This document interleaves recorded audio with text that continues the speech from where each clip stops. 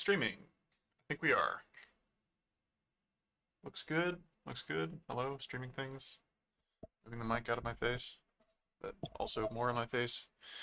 Yeah, is that audio about right? Yes. Oh, hey, music. I should probably add music. I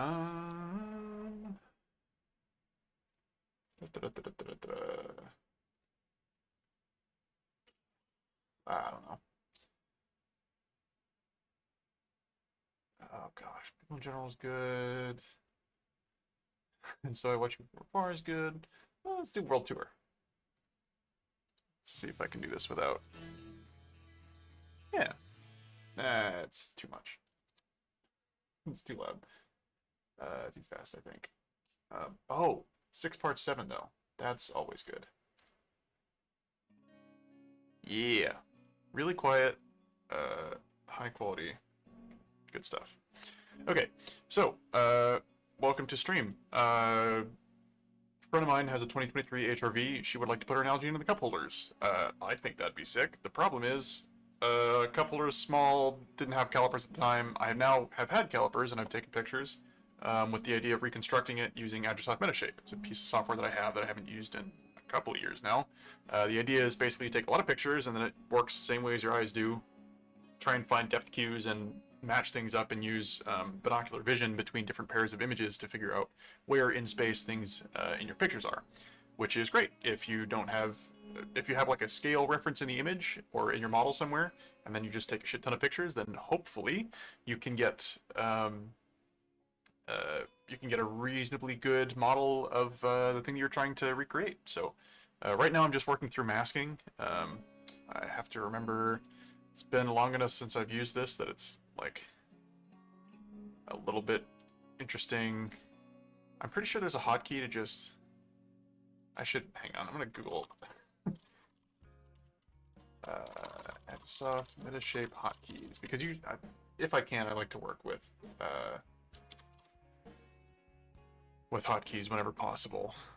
Oh, Control Shift A, Control Shift A, Control Shift I, Control Shift I.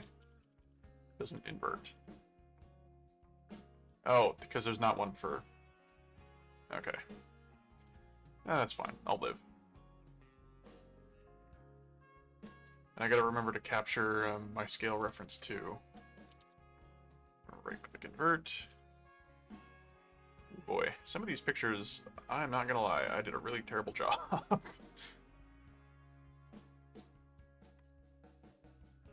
Oops. And on top of that, I don't think I took enough zoomed out pictures to get a good idea of what the, that's my knee. Not going to include that.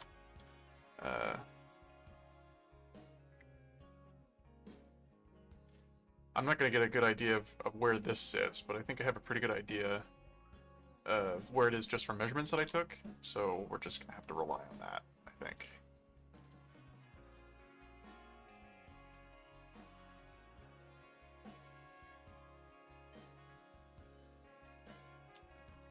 A, invert. Yeah.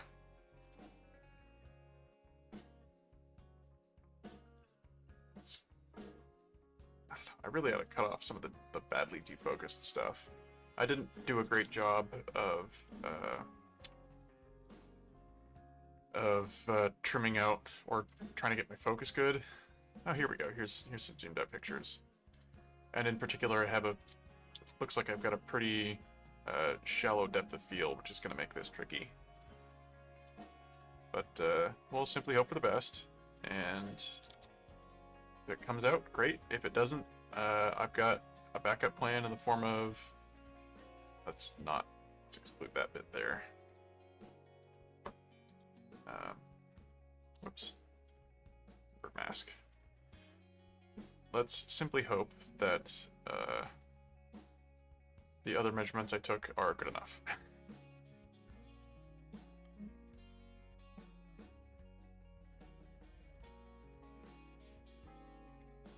Man, I have some funny looking knees. It's what I'm realizing. Come on, invert. Really wish there was a hotkey for inverting, but my quick and lazy dirty Google search did not yield anything, so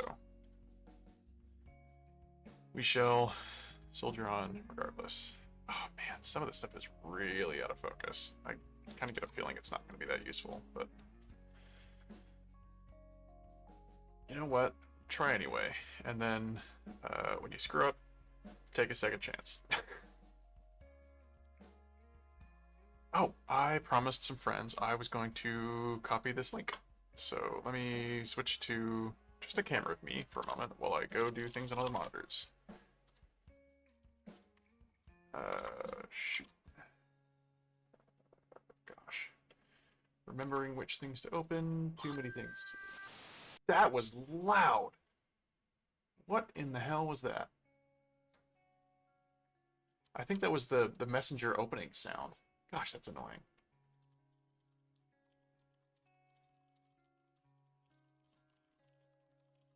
Reconstruct.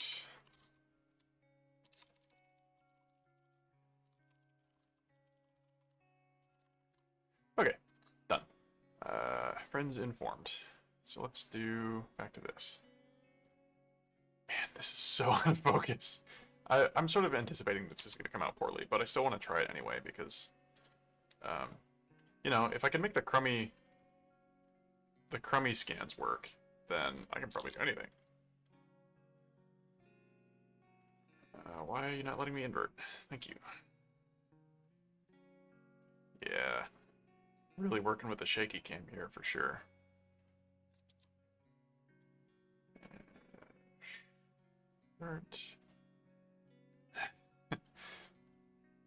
Really low quality. Oh gosh, what have I done?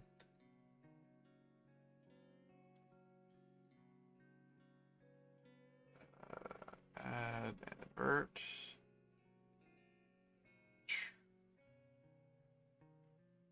Yeah, well, hope this comes out. Sort of expecting it to not. Really, the bigger hope is that this goes quickly enough that it's not a that I can just like hit a button and then we're mostly done with the process rather than waiting for it to compute, which is usually the longer bit. But I think my computer is stompy enough to do that without too much waiting.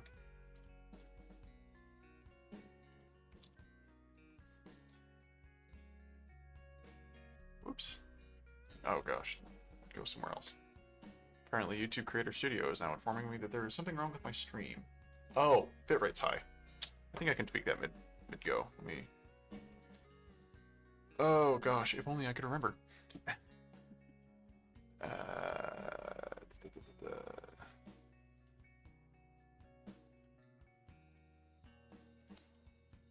And I had forgotten to switch back, so good thing that I checked. Oh, come on. Settings... Output...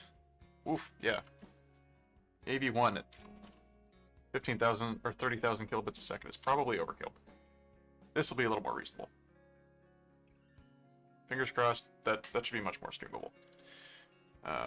Anyway, back to picking points. To those of you insane soldiers watching this after the fact, sorry that I kept it in the camera mode. If you skipped ahead, good. You were right to do so. You should skip things that aren't interesting to watch.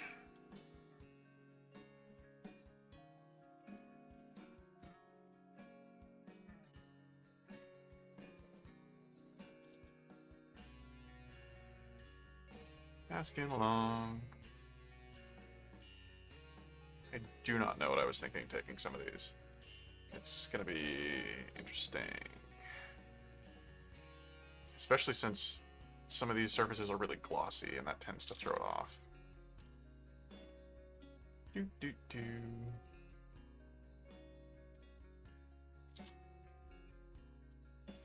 Almost unmasking. And this is probably like best effort as good as we're gonna get for focus, because I probably won't have another opportunity to do this until I get back from a work trip, which is a 3-week deal. Oh, come on, pick the point, thank you. Okay, mask is done. Let's do set active, process, align photos, generic preselection, accuracy. I don't know, what else we got? Adaptive camera model fitting, why not? Okay.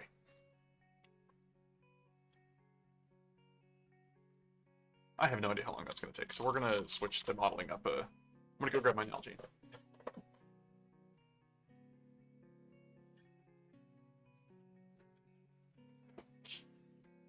Nalgene, we got good calipers. Friendly reminder, drink of water.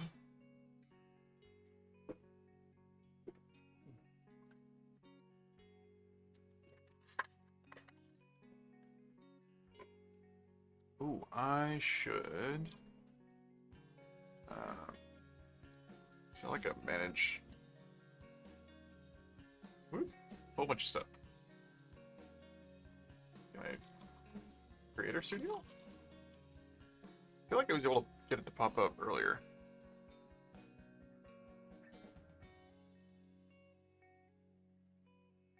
Okay. Oh, I gotta go back to docs to show it. Okay, I guess I can't tweak it midway, but I think I can do it from...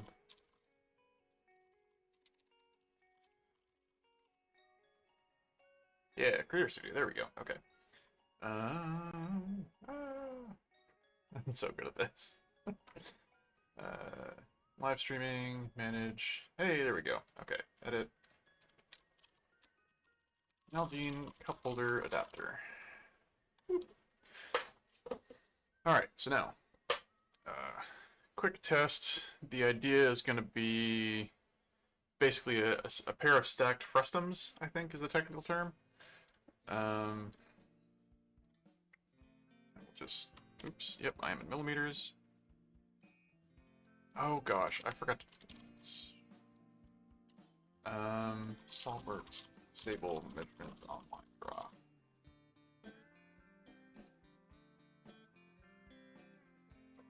I think is it instant 2D maybe?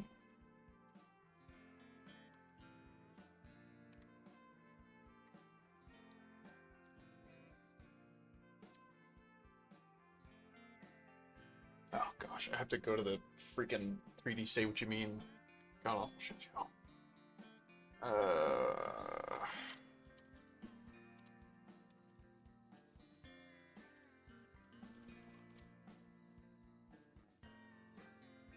3D experience is hands down like one of the worst platforms I've ever used. I don't understand why anyone thought it was a good idea.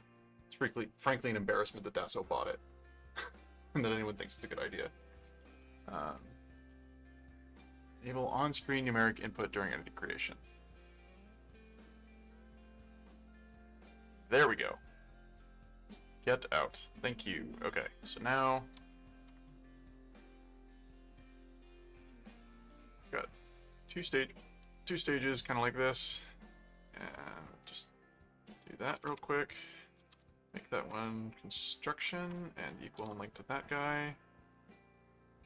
And then draw on our dimensions. So this down here at the floor was 70 millimeters. This was up at the top. I think it was, oops, no, not how I wanted to dimension that. Basically, I'm going to give myself a volume that I can subtract from to create the actual dimensions. It was 80 up the top. And for reference, I'm pretty sure this dimension was 94, which, hey, that actually looks kind of okay. Don't think I want to dimension that way because I need to... This dimension was 85. Ends up making this a little smaller. It's like 93.37, but that's pretty close to what I measured, so I'm happy with that.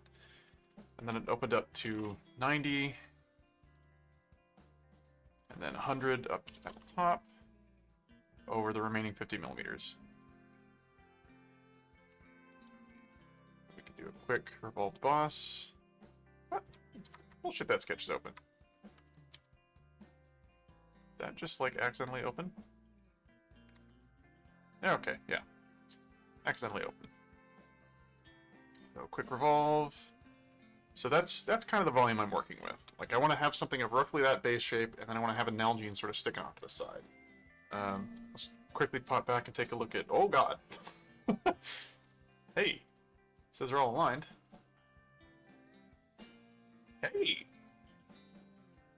Damn, that actually looks like a cup holder. I was not expecting that to work that well.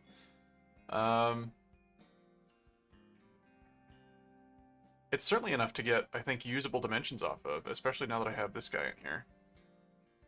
So, yeah, let's... I definitely should have done some from a side angle, and I should have done it with a manual camera so that I could fix the focus and taken more time. As it is, I took like maybe...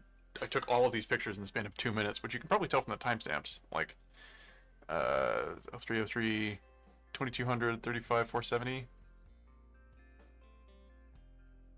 Well, I don't know. I don't know how long it took me to take all of them, but it didn't feel like very long, and I probably should have taken more time. So let's do process, optimize cameras. Let's fit everything. Adaptive camera model fitting. Fit additional corrections. Sure. I have no idea how long it'll take. Oh, not that long. Let's see. What are we hammering right now?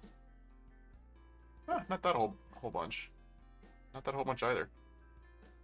3D, are any of the compute ones doing anything? High priority compute maybe? Nope, okay, all CPU I guess. I can't tell if that adjusted any of the points. Whatever. Process, build point cloud? Do high depth. Depth filtering, aggressive, I think. And calculate point confidence as well. So it should. Now, here's where it should do the graphical heavy lifting. Basically, GPUs, because they like working with points, you can abuse them using OpenCL pipelines to really get honky and push a lot of data really fast. Come on. Compute 0, compute 1, maybe high priority compute? Oh, no, there it goes. Okay, yeah. Yeah, 2 different compute engines. I don't know what they do. I imagine it's just like different pipelines that it's using, but using like a little bit of it. Actually, I might be limited in CPU pipeline because this isn't being pushed super hard. Maybe I just need to tell it to use more threads. It's been ages since I've used this software, and I do remember there being something about like being able to tell it to use more threads sometimes. So.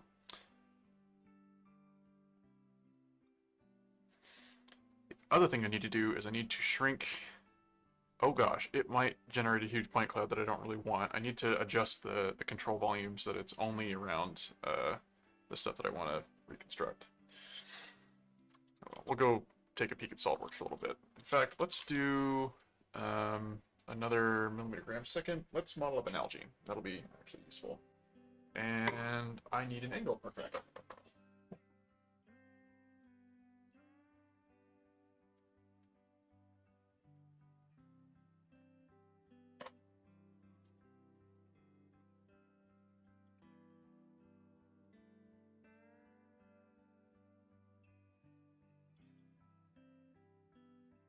Found a 3D printable one on Thingiverse. Works a treat. Is surprisingly good for what I assumed was going to be mostly a terrible little piece of hardware, but nope, does its job just fine. The downside is it's a bit long, so it doesn't fit quite right, but you know what? That's going to be good enough for... And it's not like we really care about the top of the bottle anyway. Most of what you care about is the circular bit, which you're actually resting in, so... But, you know, if you can be accurate, why not? What angle is that? 240 degrees, so minus 180. 60 degrees? Yeah, that kind of makes sense.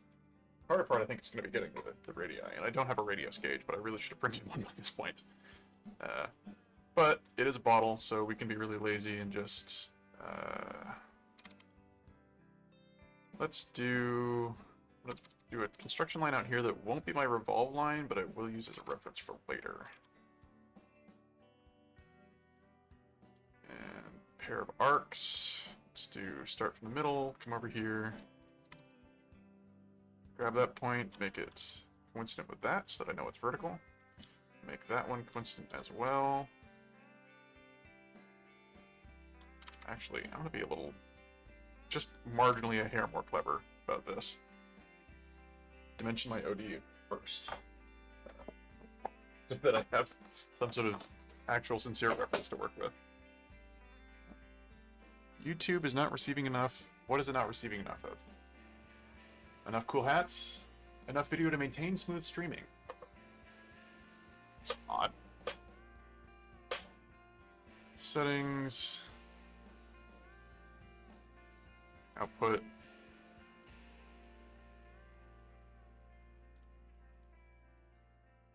Quality. I don't know. Should be. I don't know what it's complaining about.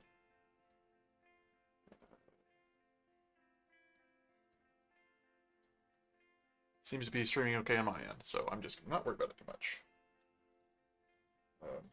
I also know that, like, I am nearly certain that I could look online and figure out what the dimensions of an Nalgene are, but I'm not going to.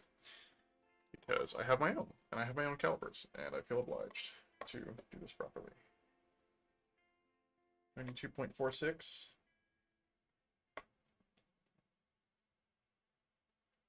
We'll do 92.5. Oops, not 925. Okay. Looks like... Oh, it actually comes to kind of a sharp. It's interesting.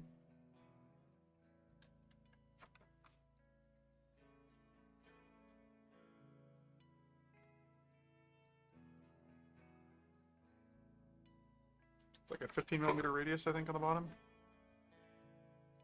And then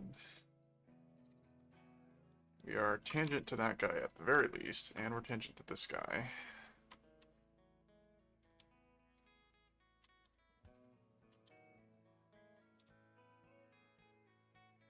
This is 15mm radius.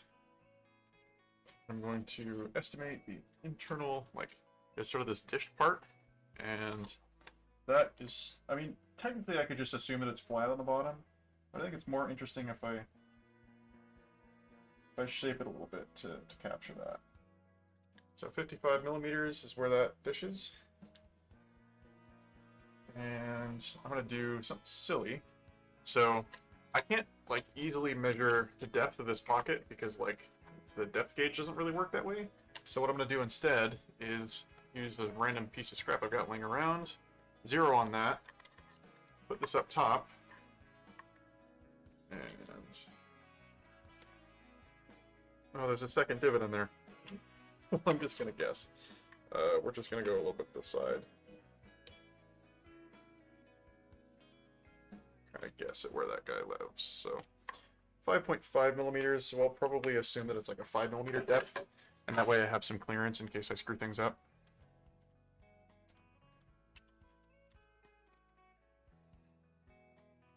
And, oh, I wanted, let's see.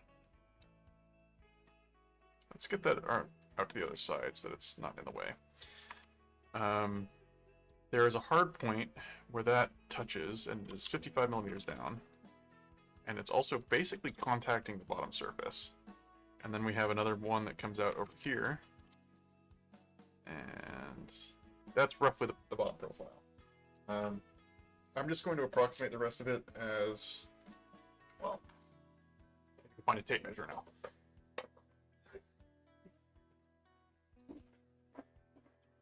If I just assume that the rest of the thing is a big solid cylinder all the way up, then I've got better odds of making sure that I have enough space to pull the thing out. So 9.5 inches roughly across, but I'm going to say 10 because nobody was ever hurt by assuming that the thing you're holding is too large. So we'll bring this line over until it's vertical, grab that, and say 10 inches, and then it converts for me automatically. Features revolved. Whoops, gotta pick the line because I got multiple construction lines. There we go, there's our Nalgene. And now, for shits and giggles, let's open up the cosmetic display screen, tweak the appearance, and it freaks out for a sec. Appearances, plastic, clear plastic. Let's do translucent plastic and orange. Maybe a little less translucent. I want it to be like... Oh. Hang on. I forgot about shell. How thick do I think that is? 32nd of an inch, so maybe we'll say a millimeter. Pop a hole in the top there. Yeah. It's really orange, though. I don't think it's, like... You can see how orange it is. It's much more orange to my eye, so let's tweak that. Come on. Probably want to do that with just changing the transparency. Let's hold that up. It's also really saturated too. There's like some specular as well. There's quite a lot of specular, isn't there? Mapping. Oh, I think it's a lot of specular, not a whole lot of diffuse.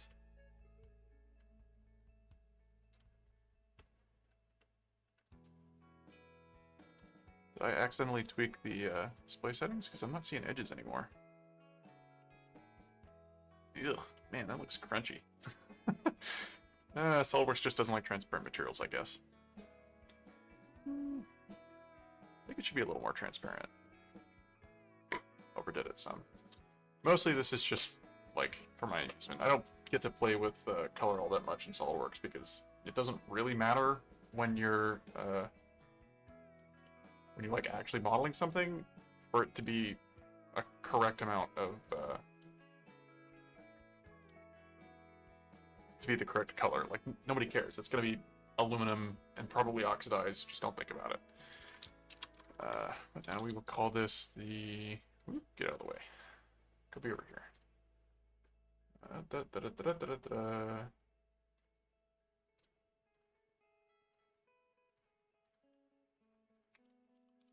Call this reference Nalgene.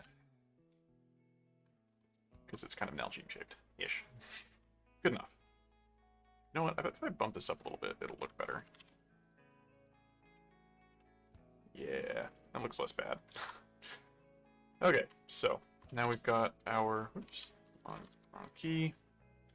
We'll call this the cupholder adapter because that's what it is. This is going to be the eventual final thing. So let's do assembly from part, millimeter seconds. Go take a quick peek at how Metashape's doing. Wow, it actually, I think it captured some of her leg. Captured some of my friend's leg in the process of trying to get the scans up. So let's look at... Hey! That's not half bad! Frankly, that's really good. I did not expect that to work so well. Okay, let's... Hang on. Metashape, adjust volume. Metashape. Oh, there's like a thing that you have to do that's oh gosh, and I do not remember how to do it either. Console's not so important. Don't really care about the photos. Component 1. Is it move object? Ah, here we go. Rotate region. Yeah. Resize region.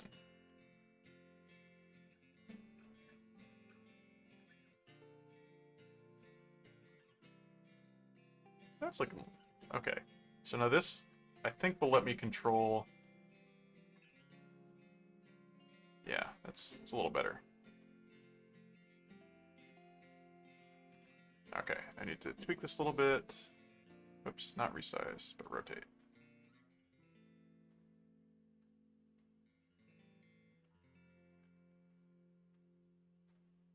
Okay, I can't rotate my view at the same time, which is a little frustrating.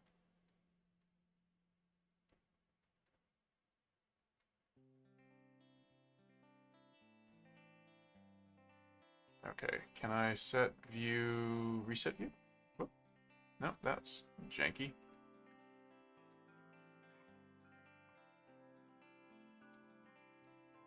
That is really alarmingly way better than I was expecting. Oh man. I kind of, like, you just forget that software gets better because you spend so much of your time living with it just sucking aggressively. uh, it's really nice when something just works. So, not Ingenuity photogrammetry. Oh, I was trying to do photogrammetry from data from Ingenuity. That was kind of fun. I don't remember if that actually went anywhere, but I guess that was the last time I was using this. Gosh, where is right project folder? Photogrammetry. We'll call this the 20 HRV Cupholder.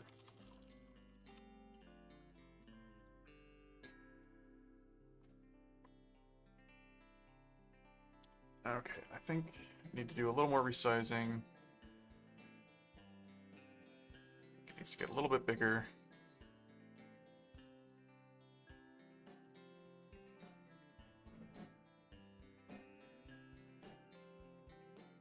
Try and get myself sort of square to the... Yeah, okay. So now I can rotate the region.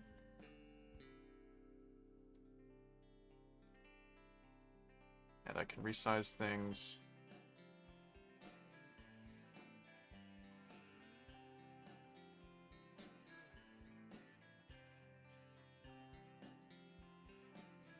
That is just phenomenally way better than I expected. I mean, it's a terrible result objectively. Like, if you were doing this professionally, this would be unacceptably poor because of mostly due to focus issues, I think. But otherwise, in particular, I think just the limited data available in these surfaces, because it's very flat black matte plastic. It's hard to capture and get good data. But if I can, let's see, I think I need to remember how to do scale bar.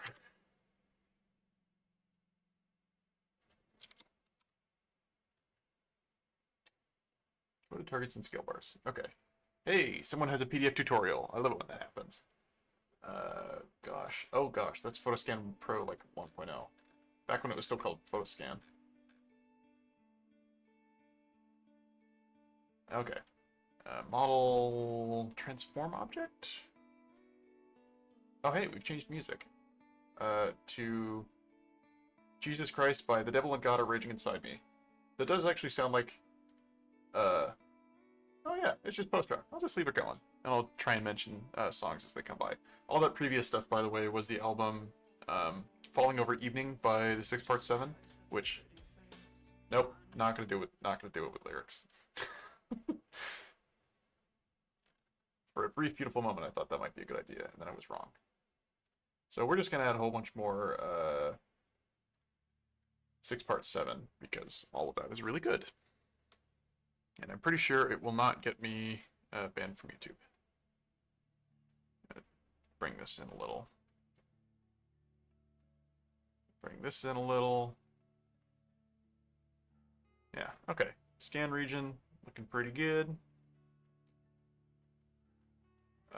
Now I just need to Metashape manual. User manuals. Download PDF. 2.1. Okay. Scale. I'm just gonna search for scale and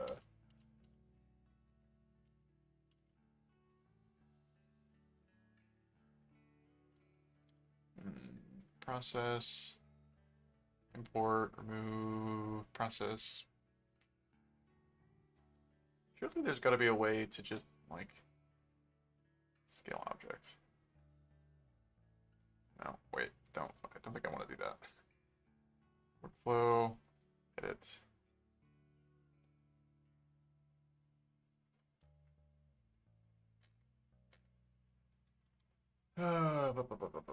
Editing, cloud, scale.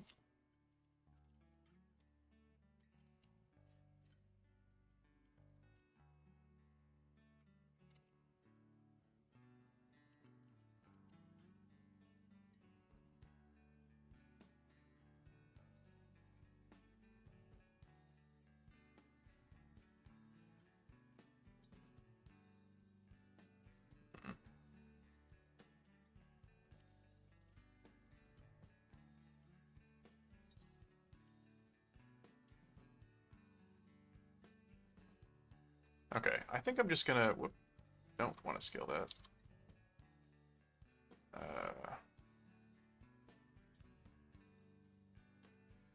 Whoop. Okay, which way's up? There we go.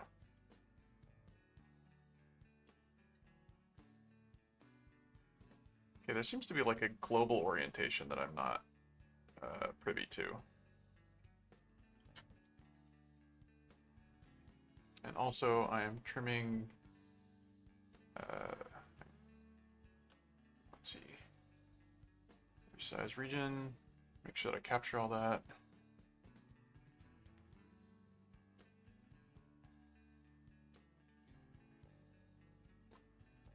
Okay, so save, file, export, point cloud, I guess?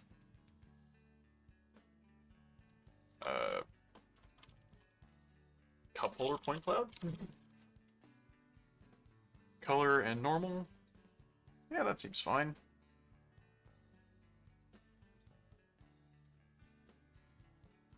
Let's see how much SolidWorks likes working with the 3.25 million points. Probably doesn't. Saving point cloud, why is it stuck on that?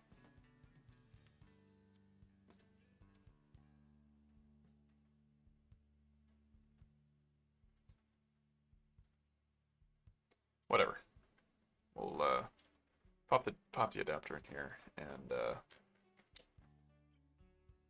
quickly float it and then relock it to the origin so that I know it's in the right spot relative, like globally. Looks good. Insert components, reference Nalgene. Oh boy. He's a chonky lad. He is not going to fit nicely.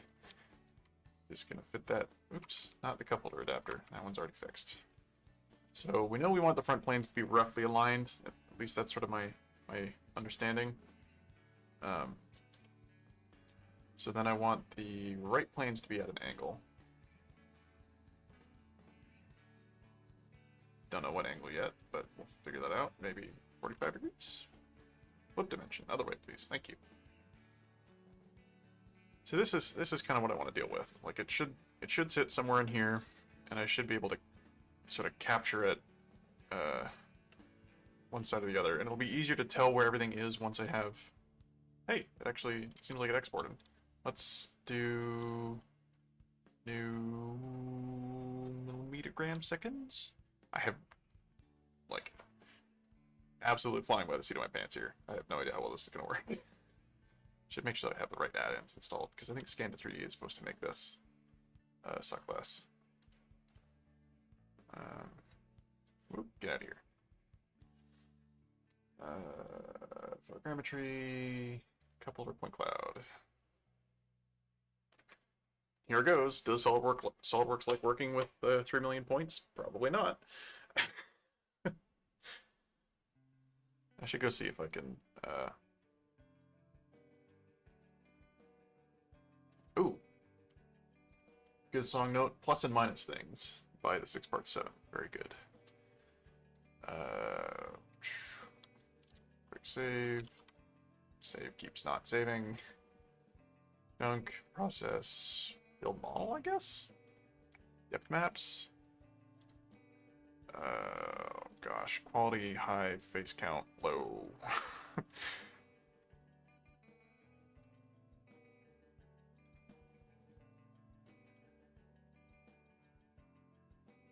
Might work, might not.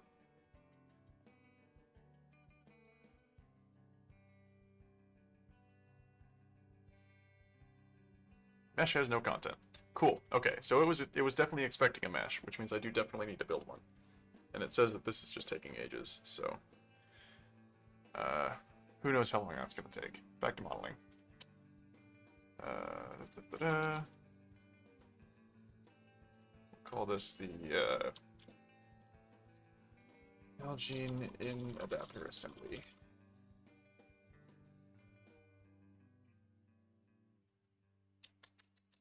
Okay, so I'm just sort of semi-assuming that I can't really go any deeper than that.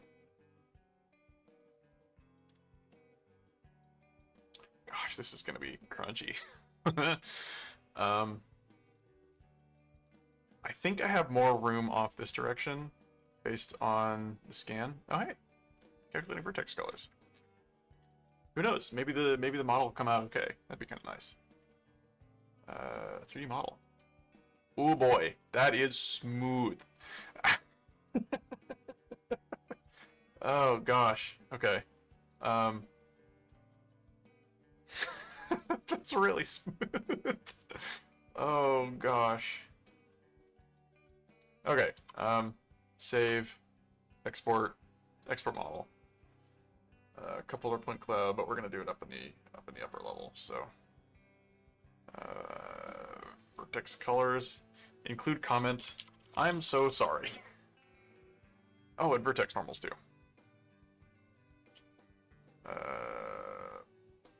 Part 3 didn't need to actually do that, but coupler. No, not that one. Where's the point cloud? Here we go. Okay, close that. File, open.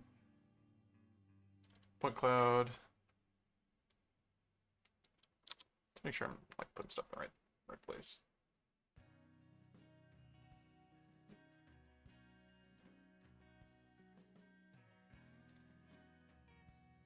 Oh, whoops. Well, it might not be happy with with trying to import that. Guess we'll find out.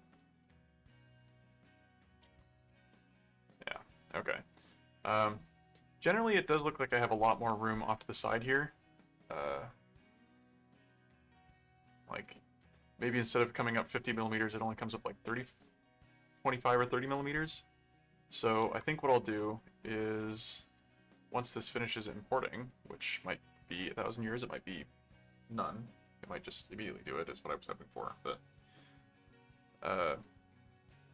I can scale it using this as a reference. Put that point. Oh, mesh has no content? Really? Okay, that's very rude of it. Let's export the 3D model this time. As a poly, I guess?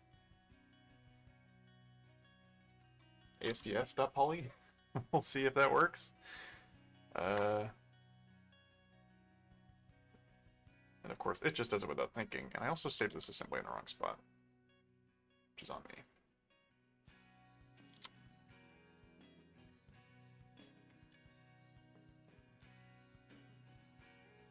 Don't want the assembly stuff to be down in the okay, the object was much smaller. Material ASDF.poly. Okay, let's do open ASDF.poly.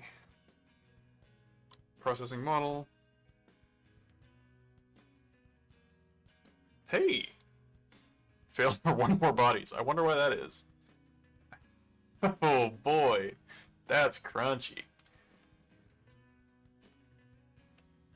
Okay, where's... Okay, so I have like a whole bunch of little other random garbage ones. So we're just going to delete those because they aren't real and they can't hurt us. And then we're going to ask it, what's wrong? What's wrong with that? The sketch cannot be... Okay. Whoa. I think it... Did it get the normals backwards? It's not clear. Highly unclear. Surfaces. Yeah, we're not going to be able to work much with surfaces on this guy. I think what I can do is I can tweak the appearance maybe to be illumination.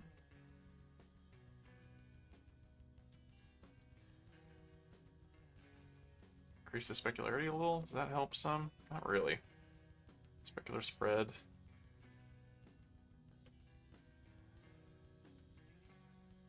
Okay.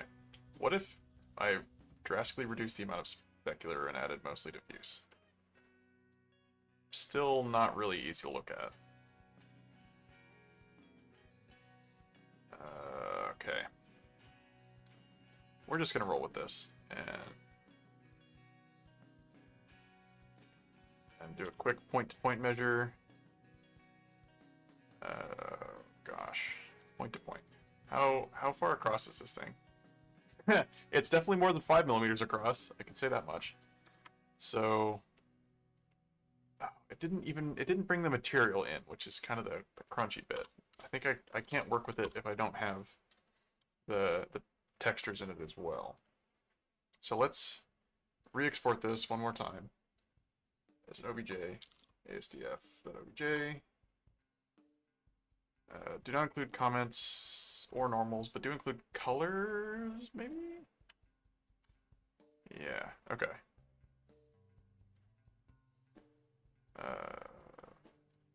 Open again. asdf.obj. Processing model? That's a step in the right direction.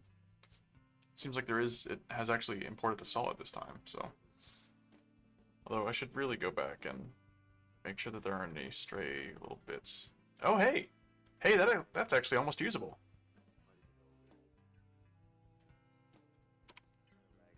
Yeah, okay, I can work with this. It sucks, but I can work with it. And I happen to know that from there out to probably that point is about 4 millimeters, so let's just get rid of all these extra surfaces. Come on. Import diagnostics. Gap. Lots of gaps. Oof, that is crunchy. Okay. Let's do scale. Centroid. Actually, hang on. Where's the origin? Okay, origin's up there. Okay, so it did the origin from the corner. What orientation is this in here? It's not really a useful orientation. Let's move bodies. Don't copy. Constraints.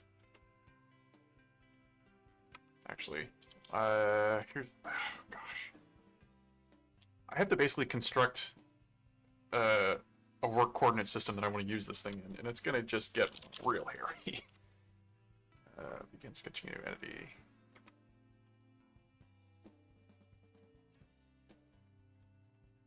Okay, here's what I'm going to do, is I'm going to put 3 points, center of face,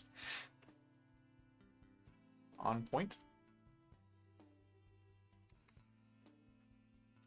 Okay, how about, I segment it? What if I just, oh, gosh.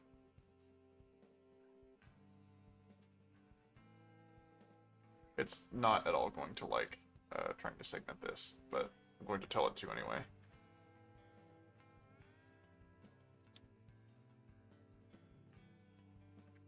Okay, so I can grab some points on this, and that's probably good enough to. No, it will not. It does not want me to put a point. I want to, let me put a point here, please.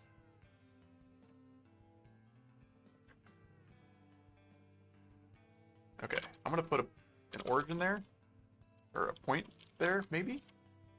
Perhaps? On point.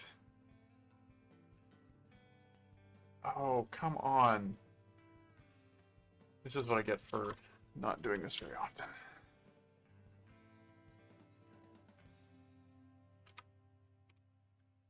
Axis, maybe.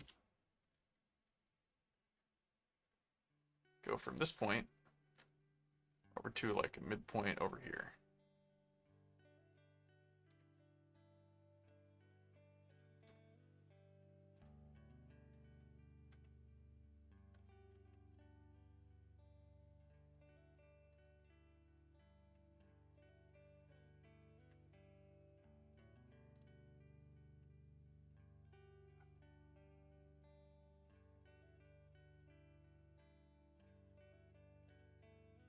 One point, please.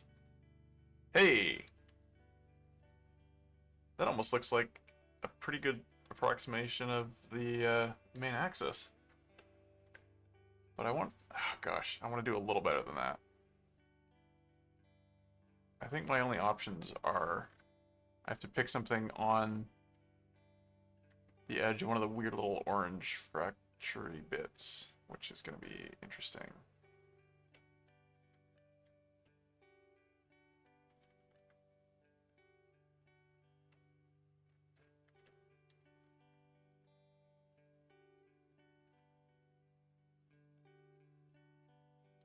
Okay, filter to selecting points or vertices or edges or anything that's not a freaking...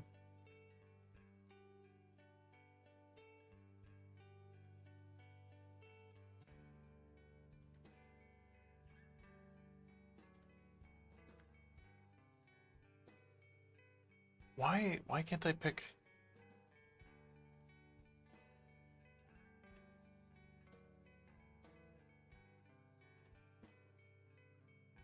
Okay, you know what? We're just gonna make an axis there.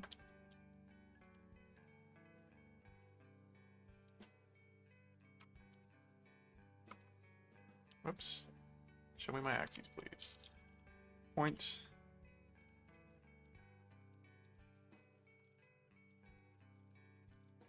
Come on. I can type point, I promise. Just right on that point, please.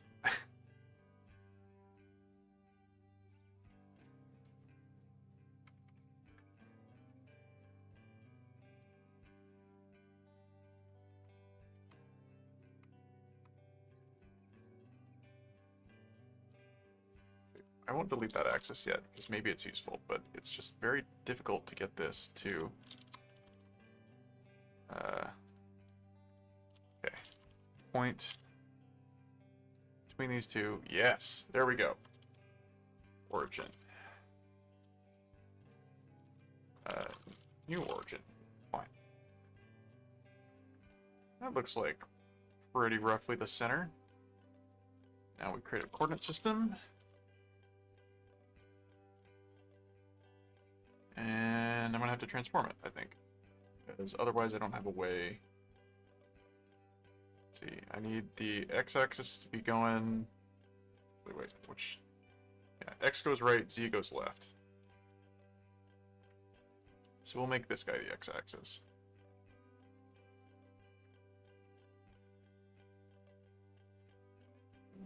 I need extra points first. I need a plane.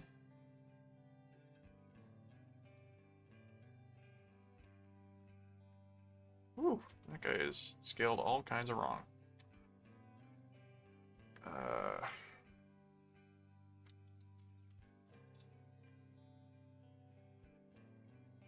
Okay.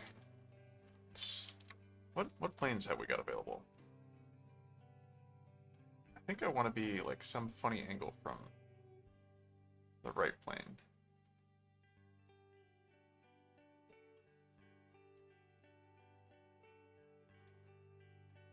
Okay, the current combination of constraints is not valid. That's annoying.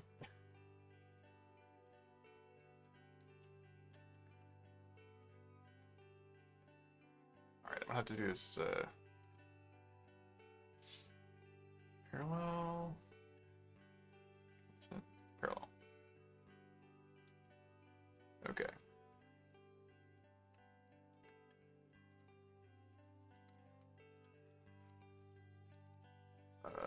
Plane step 1. Then I have to make a whole bunch of extra planes as I sort of work my way around.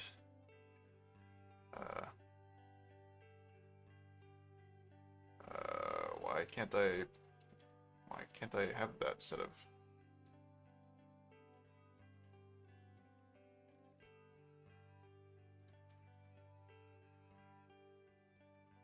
Why am I not allowed to have that step? Why? Okay, you know what? Let's just get janky with this. Let's look right at the top and say, from new origin,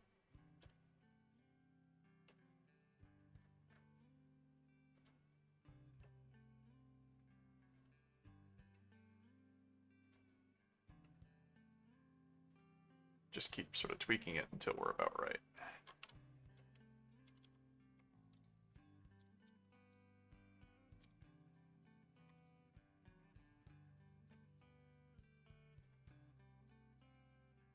That seems about right. Let's hide this.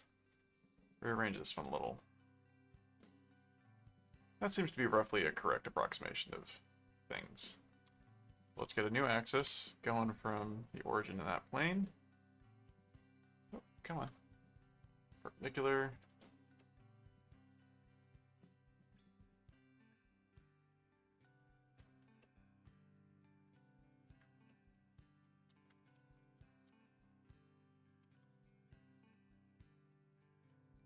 Oh, that actually seems pretty close to vertical.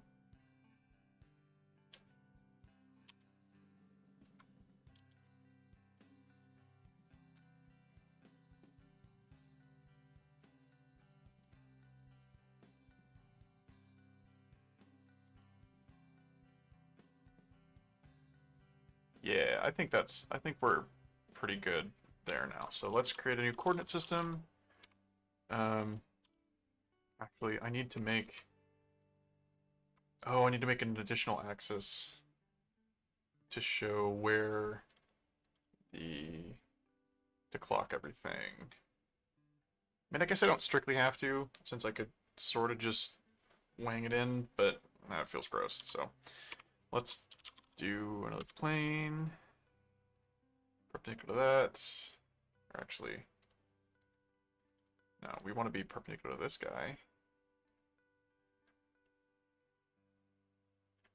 And with that axis, nope, that combination's not valid. Of course it's not.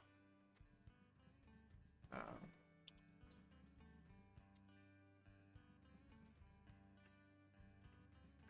it be an angle? I can. Which means I can just tweak you manually into place. Let's flip offset. Oh, no, 3540 perhaps? 37.5? 36? That looks like a pretty good bisection. Maybe 35.5? Yeah. Yeah, that looks pretty good. Okay. So now we make a new axis out of these two. And because of the way I constructed these, pick X, pick Y, pick the origin, and I got it backwards. Or X is backwards, I think. Yeah, okay. So now I can hide all of this junk. And I just have a coordinate system. And I can locate it in...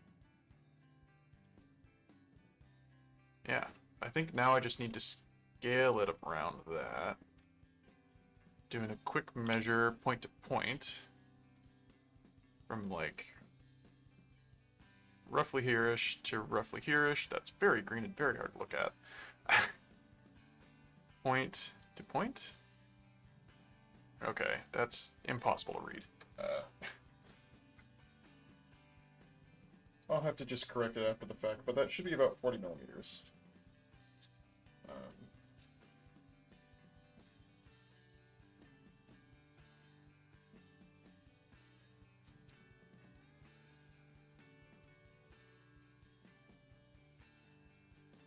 Yeah, 40 millimeters. Okay. So from here-ish to... Actually, I can do center to center, and I can measure that off, I can just measure that off the actual model that I have. That's probably easier. So that's 5 millimeters, 3 millimeters. So 27.5 minus 27.5 minus 5 over 2 minus 3 over 2 is 23.5. Okay. So distance between the centers of these two should be... I immediately forgot what that was. Yeah, 27.5. Minus 5 over 2 minus 3 over 2 is 23.5. So 23.5 millimeters from there to there. And it is 0.552 2 millimeters. Wait. 0.5 we need to scale by about 42.6. So if we scale about coordinate system, this one, 42.6. And is it going to freak out? Probably. Seems fine. And call this scanned cupholders.solid part. And then bring that over to the Nalgene and the adapter. Scanned cupholders. And then flop that guy on the origin.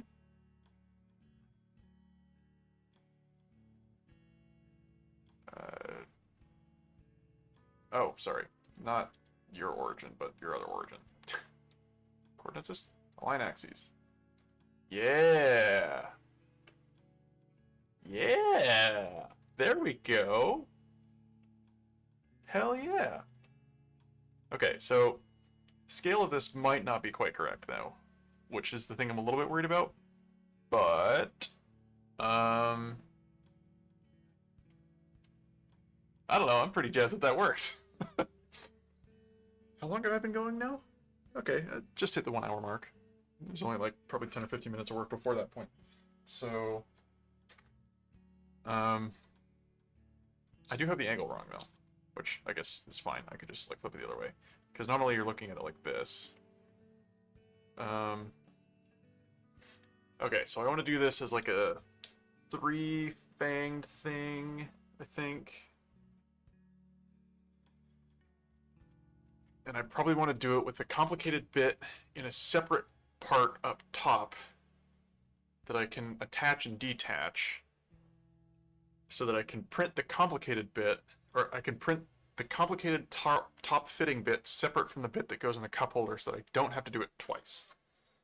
Which is going to take some extra engineering effort, but that's fine. We can do that. We can do extra engineering effort. In fact, I might even do the split like right at this surface so that I just have some sort of built-in assumptions about what kind of clearance I'm allowed to have. Or, yeah, I design separately the top section from the interface with the base. How am I going to do that? I don't know yet.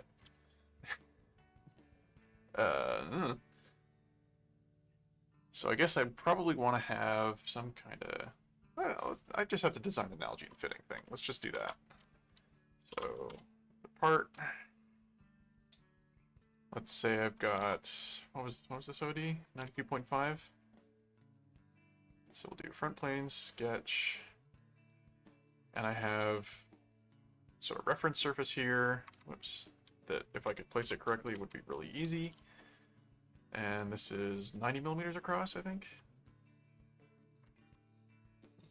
And that's how big I'm allowed to be at the base. Then I have, let's do this with a 3-point rectangle, actually. 3-point corner rectangle? Yeah, 3-point corner rectangle. 92.5. And then we'll give it some... How silly an angle do I want this to be? 45, 50 degrees? I want this to be 10 inches at least. Whoops. I should do this, two things. I should do this as a dimension from in here, so that it's inside the rectangle, it doesn't get in my way. And if I could actually type 10 inches... Oh, I am in inch-pound seconds. Shit. Thought I was in millimeter gram seconds. Everything's gonna get real small for a sec. 90 millimeters. 92.5 millimeters. Drag this guy down here. Zoom in a lot. I hate it when you scale something wrong in your drawing and you gotta switch back from, you know, switch your unit system midway. Very silly.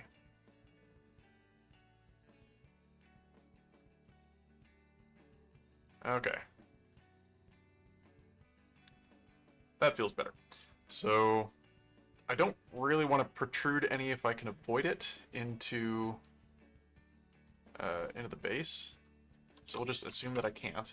Assume that, like, at best I can be like maybe 5mm off. So we'll do that with a quick offset here. 5mm reverse, offset is construction, and there's my contact point. I know that I can be. I probably don't want to protrude more than. I don't know. 450mm, let's say. Oops, not. I don't want to go to the center, but I want to go to the edge of this. Which means like it really wants me to. Hang on, let me move this dimension up over to this spot so it's out of the way. It really wants me to have a vertical line to dimension 2, which fair enough, I suppose. Now if I go from here to shift click up here, then it'll give me the dimension I care about, which is 50 mils. Exit out of that. And let's go.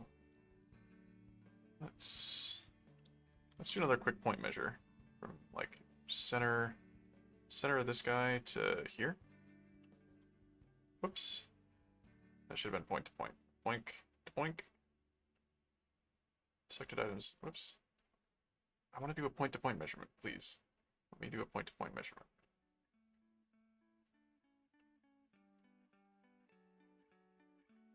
Okay, why is it not?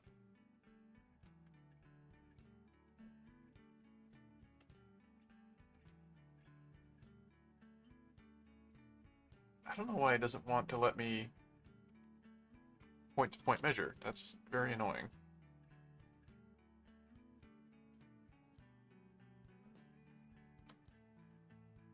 Yeah, I guess it just doesn't want to let me do that. Okay, not a huge worry. I can just eyeball this. I mean, it looks like it's about 100mm. I mean, this bit up here is 100mm. And I really should protrude past that if I want them to fit next to one another. So this guy cannot protrude to the side more than, say, 45mm. And I can come up and around it and go up, and I can come from the sides, kind of like, yeah, we'll leave that sketch there for now, and then do another one over top of it. What I'm envisioning is sort of two straps.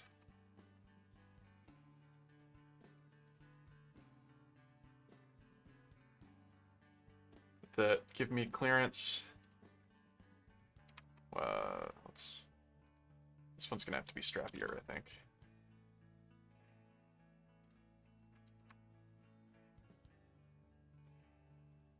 So we have support in a couple spots, and it's not going to sort of fly out while you're driving. Which, this is absolutely terrible art, but I think it gets what I'm going for, which is a strap underneath and a strap over top, and let's even this in. Yeah. I think, I kind of want an extra step there.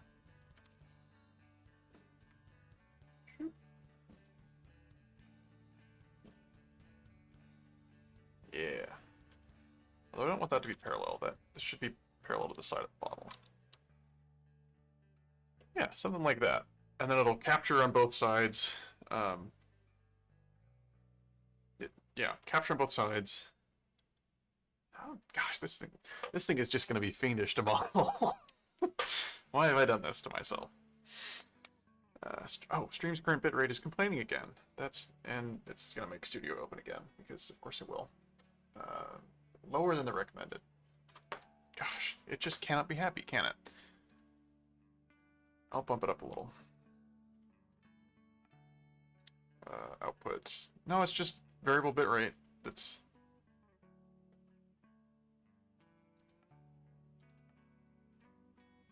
Oh, constant bitrate. Let's say constant bitrate 1 or 10,000. Maybe that'll make it stop yelling at me about bitrate. Do I like this? This is probably fine. I mean, how wide was that? 90 mils?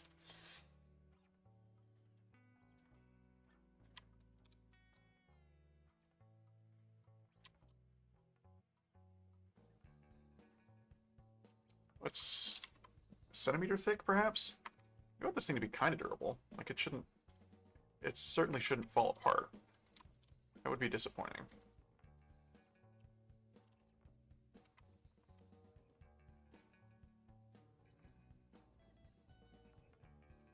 Say I want to sort of cap how far that comes up, like 100 mils.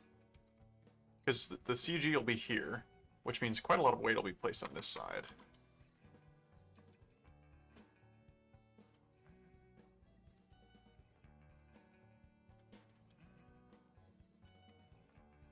I think I want these to come back so that they sort of trim the inside off a little bit. We'll keep the trimmed entities as construction geometry so I can use them. Then I can put that point at like 3 millimeters on the inside.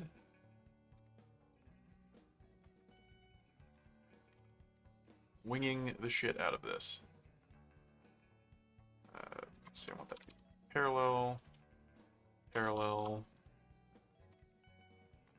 Is it parallel? Yeah, I think it did.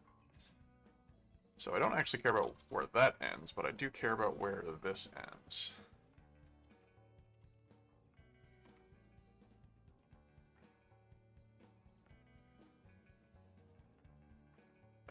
I kind of want this guy to be sort of a little bit of an angle to him. I haven't really thought about how I'm going to align this to the rest of the thing, but I'm sure it'll make sense in a bit. Say I want that to be only like 2 millimeters, and I'll tweak the clearance later. Whoops, that's not right. Come on, a little thicker, please. Let's add a quick fillet here, and don't dimension it, but it'll dimension it anyway.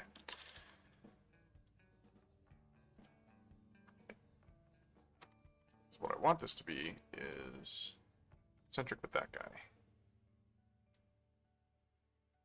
That's a little bit funky. Why is this tied to something? Oh, it's concentric to that. That's weird. Okay, let's dispense with that. Make this 15 millimeters thick. Seems adequate. I want this to be converging as well. Maybe at a steeper angle.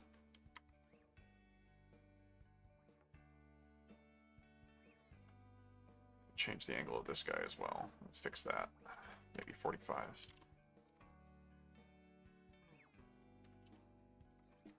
Okay, why can't you be dimensioned? Oh, hang on. I've made a busted thing with some angles.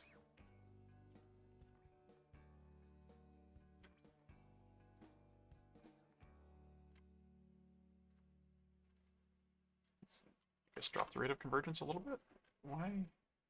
Why is this? Oh, hang on.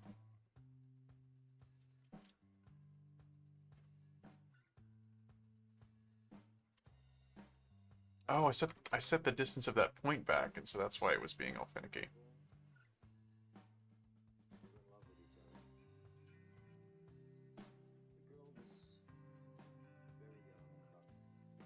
Which I guess I do want that.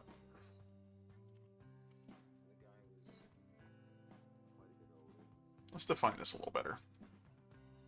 Say we want that to be 30 mil vertically. And this should expand to... Probably have to control the angle out of this guy pretty strongly. In fact, we might even just make it vertical. No reason not to. Am I okay with that poking out there? Probably. Okay. This does not have controls on where it ends yet. That's kind of wrong. Do 175.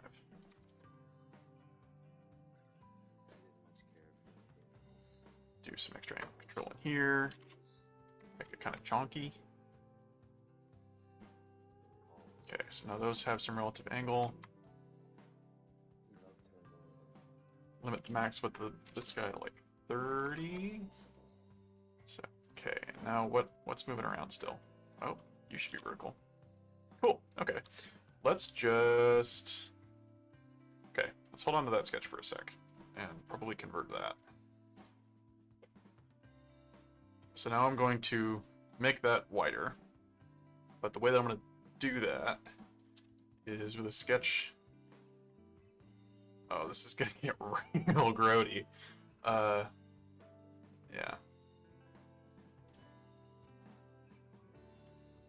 This is going to be an extremely grody way to do this, but nobody look too closely and it'll be fine. Features extruded up to, let's say, here.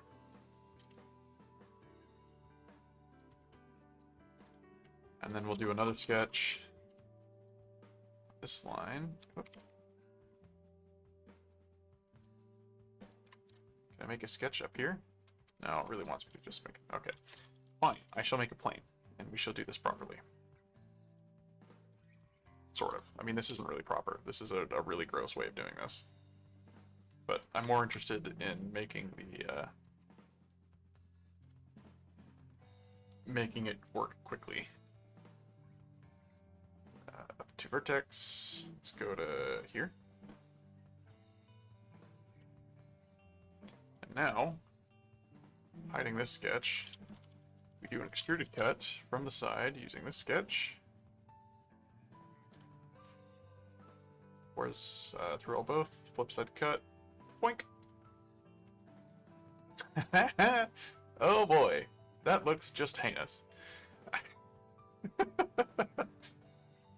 Okay, so clearly I need to do a little more trimming in order for this to be sort of sane. Let's do a quick show of this sketch. We'll edit this guy real quick. And quickly cut out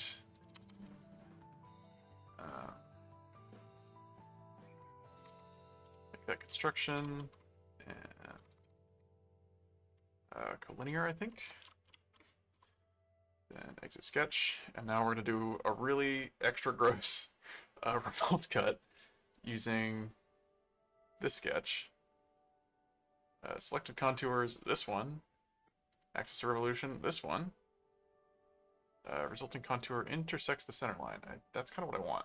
Oh, not a thin feature, though. Quickly hide that plane. Yeah! Now we're getting somewhere.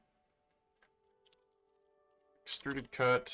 Let's come back here and do some kind of gross, silly stuff.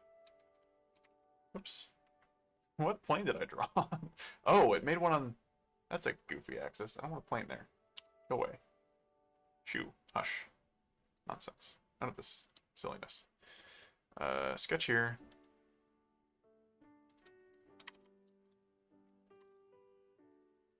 Co-radial. Extruded cut. Up to this surf. Well... Hang on, I don't think I could just sort of blindly cut away at this. Need to be marginally cleverer. More cleverer? More clever? More clever.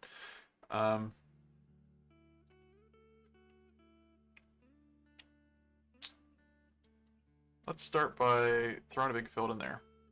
Like a big fillet. And then... Actually, let's not do that.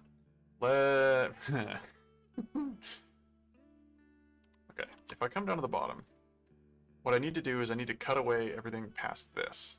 So I need to invert sketch there. Just come over here.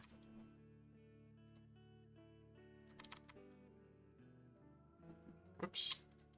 Trim some things without keeping this construction geometry because I don't want them. Bring that down. Say that we want that to be, gosh, I don't know. We'll just pick some random arbitrary diameter. It's not a clean way to do it, but it'll be good enough. Through all, please. That looks gross. That's fine. Figure that out. Man, that's just like, it does not come together in a nice way, does it?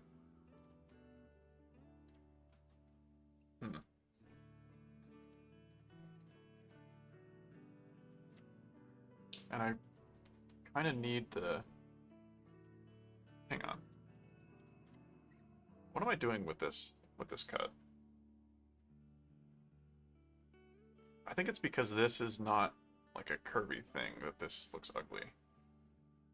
Or I need to just terminate this earlier and sort of fill in the gaps another way. So if I edit where this is going, and I say instead go offset from surface, actually, I need to go... I wish I could do up to like an offset from a vertex. Yeah, let's undo that.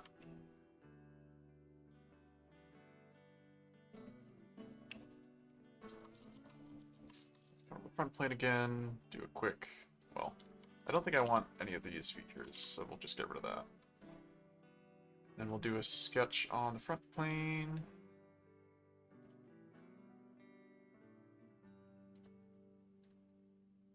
We make that like that, and this like this. Give myself a construction line down here, parallel to this. Make your tangent. Whoop, that's gross. Don't look. Okay, that's better now. Tangent, make you two equal. Put this point up here at, say, 15 millimeters from the bottom.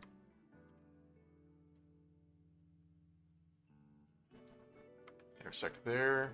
Now I can do an extruded cut through all both. Boink. Wrong side. Flip side cut, please.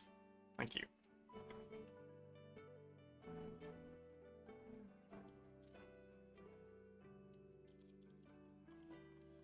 Cut. Let's go on this face now, because I think I really need to just convert, extend.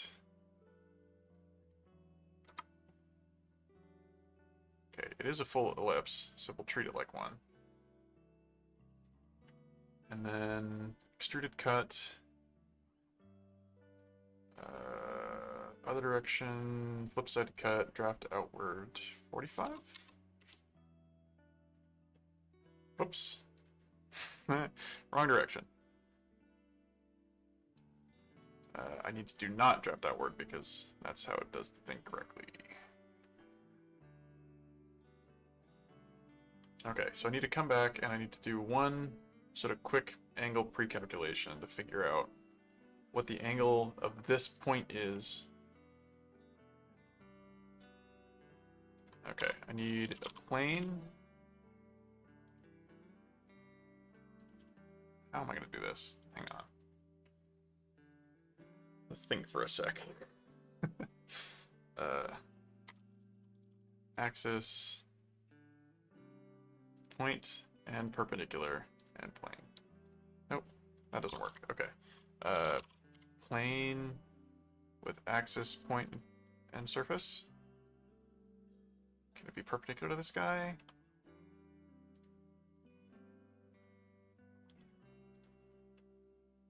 Yeah, that works. Okay. Input is incomplete. How so? Yeah, okay. Okay, that works. Now I can do a sketch here, and I can say, on this plane, please. And I want from here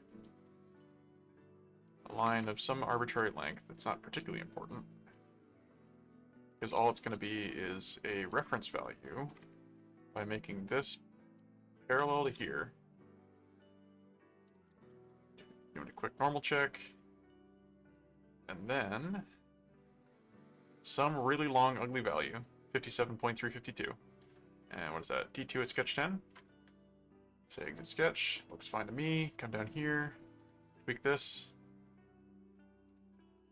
Equals D2 at, if I could type, my gosh, sketch 10. And still looks terrible. I don't know why I did all that effort. Still looks awful. Let's just do through all. That doesn't look half bad. I mean, it still looks kind of bad, but it doesn't look that bad. I need to come down here and I need to do a cut outwards.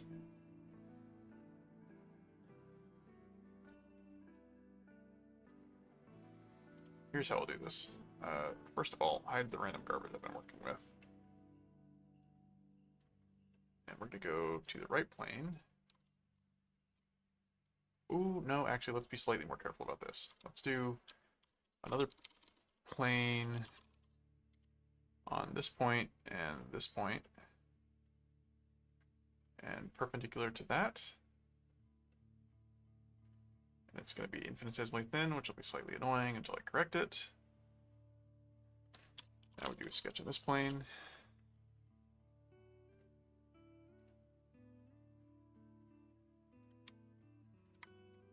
Can I say pierce? No intersection found for pierce point. How rude. Okay, well, I'll just have to be slightly gross and... Ooh, no, wait, I can come back here, and I can look at this sketch. And I can make it pierce that. And that way I have a defined pierce point.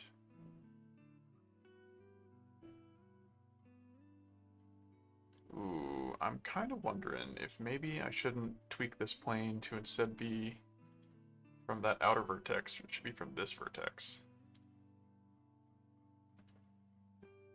Yeah, that makes more sense. Come on. Give me my edge, thank you.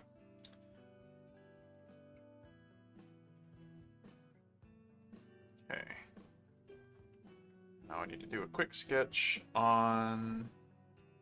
Oh, no, actually, I think I can do a rotate to vertex, so... That is a-okay. Now I just come up with some random departure angle, say 70 degrees. Is that gonna... Nope, that won't trip too much off. Oh... It's gonna look gooey, though. Just have to hope. I'm pretty sure it'll come out looking fine, but these sort of multi-point entrances tend to get slightly gross. We'll actually make this like 100 millimeters tall. And then add a quick line back here so that I can revolve around it. A little vertical, construct, features, revolved cut. Up to vertex. Yes, please. To this one, in fact, if you would be so kind. Thank you. Yeah, that doesn't look half bad. What happens if I delete face this? Faces cannot be patched.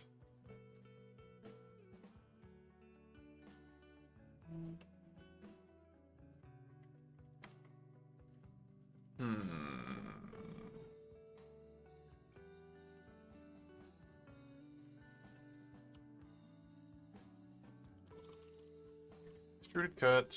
I'm just gonna be lazy. Sketch, convert into these features, extruded cut, up to next. Just get real lazy with it. I'm trying to get geometry here. I'm not trying to like win the Olympics. Quick mirror, features to mirror. This one, please, not on that face, but rather on the right plane. Whoops, sorry, front plane.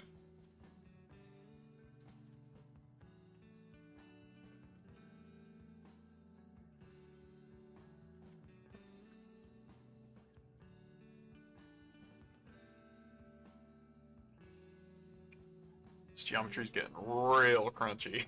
Gotta be careful. Let's quickly pop in a fillet right here and see if I can't rescue this cleanliness a little bit. Yeah. That looks pretty good. How about over here? Can I pop one in here too? I can. I like to explicitly do that and then not do tangent props, so that if things break, it's a little clearer why they've broken. Okay. This actually looks almost basically done, I think. Maybe I just want to leave this. In fact, I might,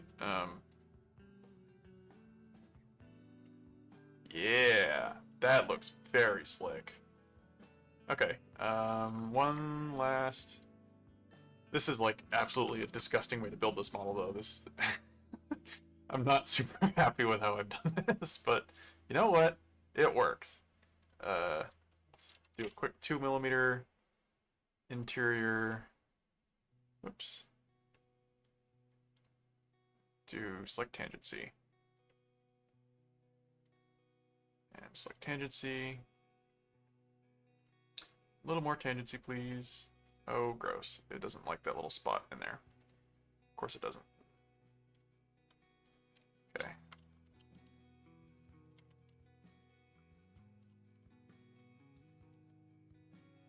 Oh, what? It'll work like that, though. Oh, hang on. No, before I add those, I should pop in a couple extra fillets just to make sure stuff smooths out nicely. Oh, that's gonna break things. Hang on. Just there, please. 5mm is all we need, probably. It could be bigger, though. 15? Yeah.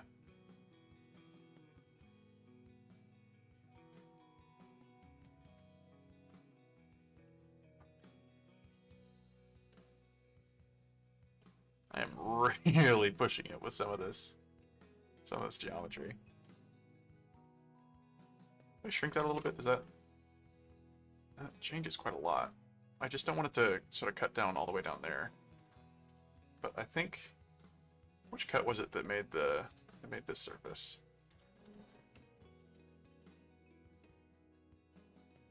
Okay, if I do that further up, further down, does it? It breaks all my fillets. Awesome. As is tradition. Horribly detonating all your fillets. Okay. Okay. What exactly we're working with here? Why does that get so funny?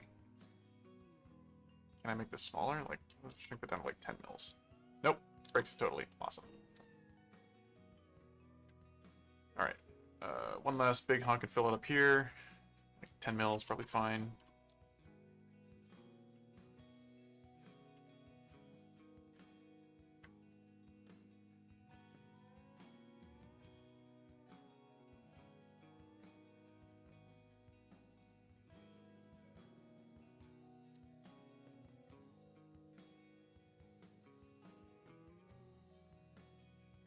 Tangency. Tangency. Yeah. Though I don't think I want it to be 45, but rather the distance type. Oh. Doesn't work. Shoot. If I make it... Oh, it's because it's doing 2 and 10 for some reason.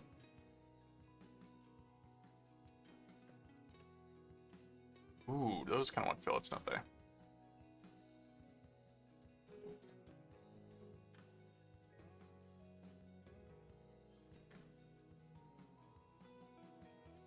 Just small ones. But that means that I can then do the last chamfer op in one go.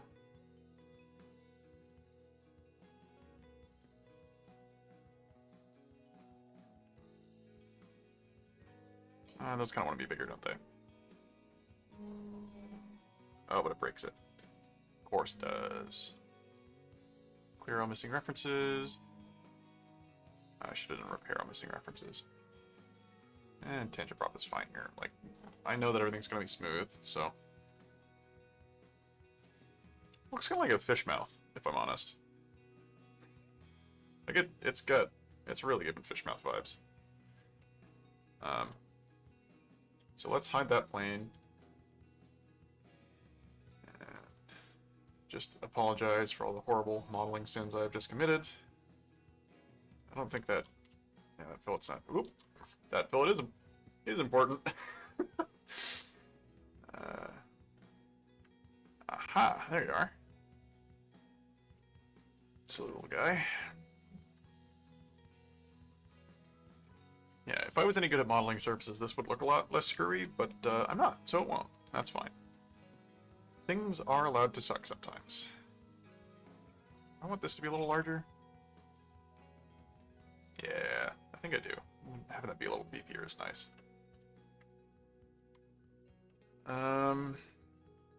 Let's do a quick right side. Ooh, chamfer broke now. Repair all missing references. Clear all missing references? Still works. This is just... Oh, that's so gross. Okay. Right plane section? Whoops. Nope, sorry. Front plane section.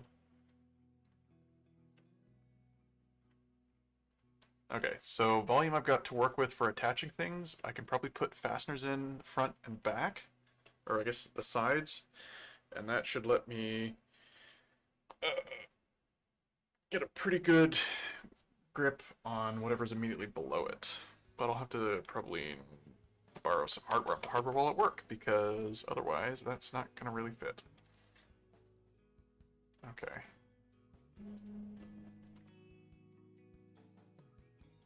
Can I edit feature while I'm in a section? No, I want that to be symmetric. 3 mil is just like, looks a little better, I think. I want it to be a big chunky proper chamfer. Ooh, hang on. That actually, okay, I don't like the look of that, and I will explain why, and that is because I could instead have, I shouldn't delete that, I should merely suppress it in case I want to bring it back. It's easier than reselecting everything. Let's do fillet 3, do select tangency as before. It's got to spend its time finding stuff. You know what, I'm going to be lazy just because I'm testing this. Okay. That looks fine, but personally, I think it is improved by switching to this type of chamfer and having like a fixed surface width looks really good. I mean, it's not quite fixed, but it's, I think it looks a little, cleaner. Because it's sort of a consistent cut off the sides everywhere. That looks pretty good. Printing it is going to be interesting because I'll have to print supports way up out here. I guess let's play around a little with, where's my, I think that got used first in this cover bulb sketch. Yeah. Okay. I'm going to break everything, and I'm going to change this to like 48. Hey, that actually didn't break everything. It only broke like some things. And mostly it was just end fillets, which is totally predictable.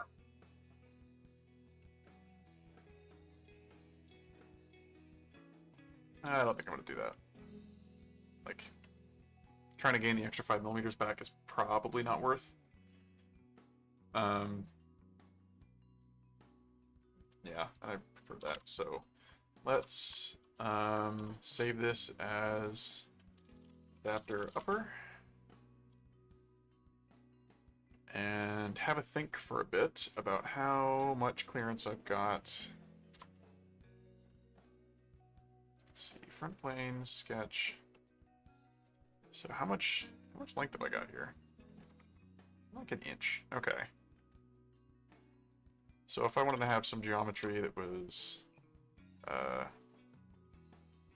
like a post coming up with a nut in the backside, and it was maybe an M6 perhaps?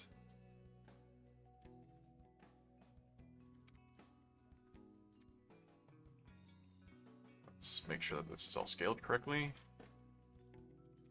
Do a quick check, McMaster button head cap screw, just to get an idea of what I'm dealing with.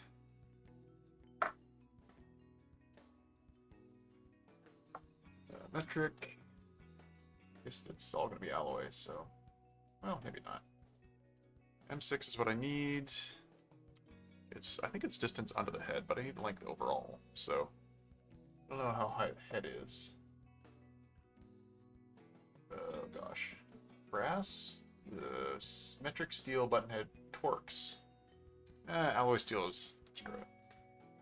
We'll just look at this. So, these are the options I get. I don't care about flange because those are crazy expensive, but these sizes I'm liable to have on the fastener wall at work. So we'll just look at the alloy steel ones because those will be the standard size that we've got. Whoops. Head height is 3.3. So I'll just make this 3.3 millimeters from the edge here, I guess. Well, I gotta be normal for it to correctly grab dimensions. Or I guess I have to be a little extra clever and put a point there. So this has to be, whoops. Come on. 3.3. And that has to be on that. Well, fine. You know what? You're going to be coincident that way. Or Pierce, even. How big is an M6 nuts? 6 nuts. We want just hex nuts, regular ones. Medium strength is just fine. 10 millimeters across, 5 millimeters height. So I've got to fit something in the back of this volume here.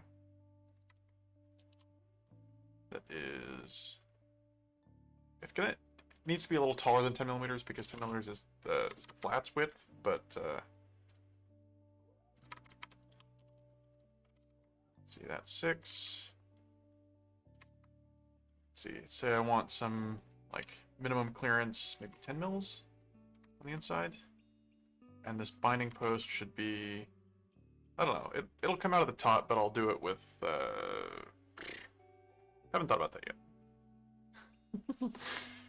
I might print it on its side, because then I can do some screwy things with making these protrude from the side and have better stiffness.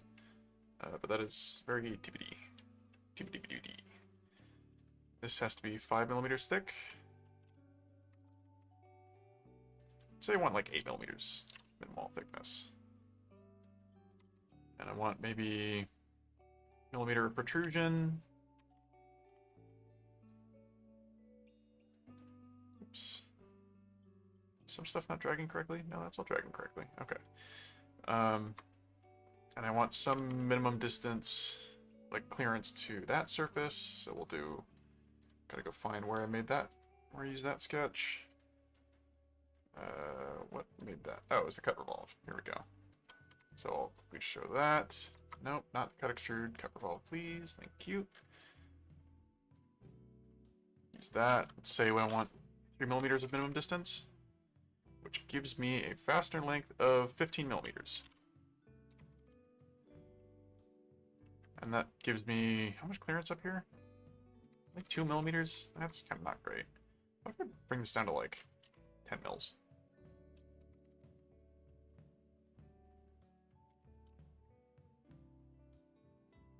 Okay. Oh, I see what I've done here. Hang on. This I don't want to set, but I need some minimum distance here underneath the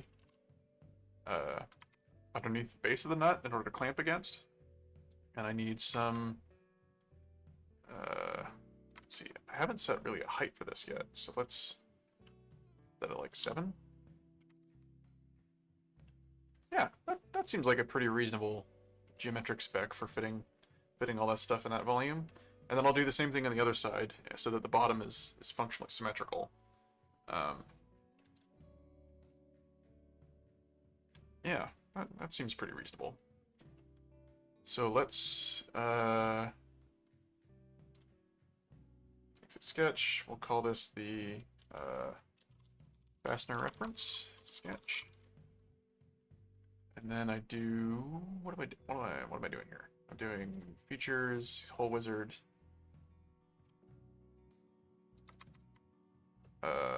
Gosh, hang on. I think I need to extend.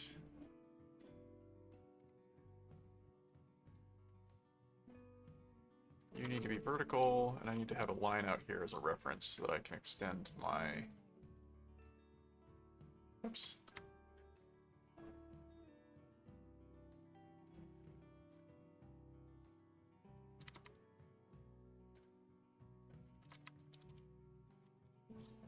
Need to have some lines out here so that I can extend to them and then use them as point references for the 3D sketch for the whole pattern. I think. Does that make sense? You know what? I can just do this with 2 revolves. Like, I have most of the the geometry in this sketch already.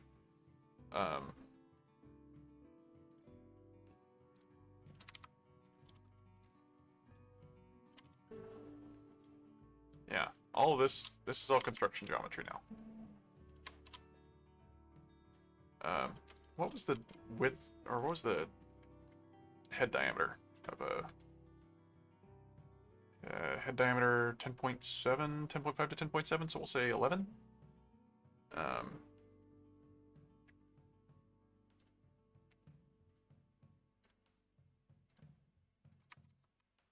That's that's extra wrong. Why is that all the way over there now? Whoop. Oh, I see. I grabbed the wrong midpoint. Select midpoint.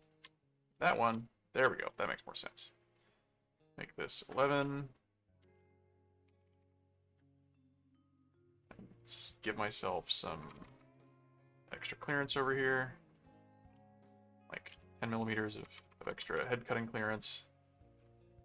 And then we'll make that unconstruction, but then we will trim it to be construction outside of other stuff. Oops. Make that construction, that's construction, construction, construction. Trim these other two. Yeah, and now we have a closed profile. But those are not tangent, and they should be. Why is that at a funny angle? Aha, that seems wrong.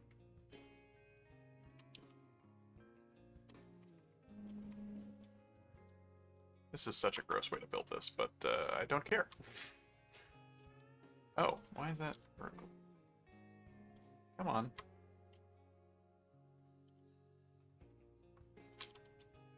Move over there. Thank you. Very rude of you to so impolitely disobey my direct orders with where I want you to be. Uh-oh. Oh, some things in this sketch have gone funky. Let's just mash Control-Z until things are better.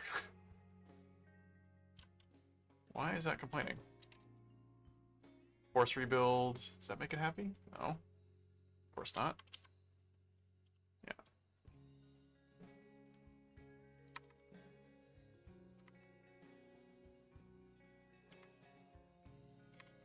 Okay, is this guy... Okay, you should be collinear. Equal. And this is moving back and forth.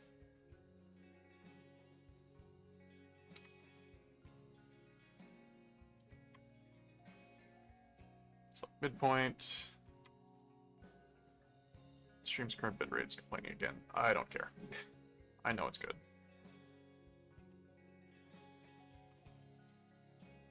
Okay.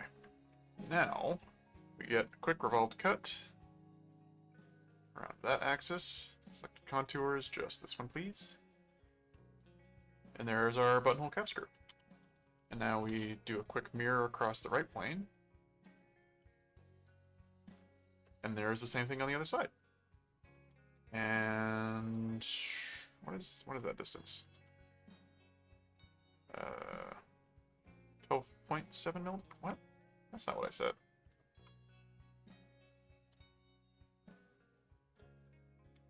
Okay, I want a minimum of 5. Okay, let me sort out my dimensions here some, because this is just all over the map. This is very...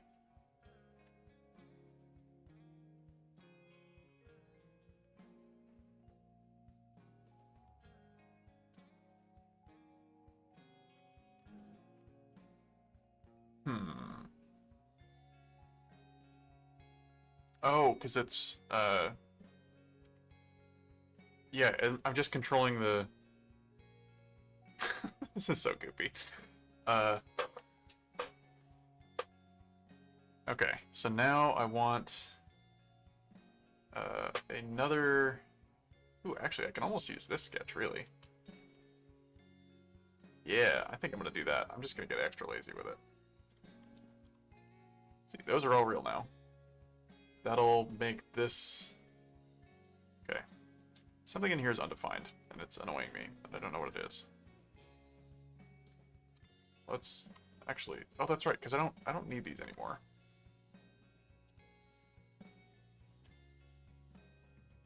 That should be fully defined now. Sweet. Okay. This guy wants... Whoops. Selected contours. This one... Or those ones, anyway. And this line for the center line. Sketch is open, self-intersecting, or intersects the center line. No, it's not. It isn't.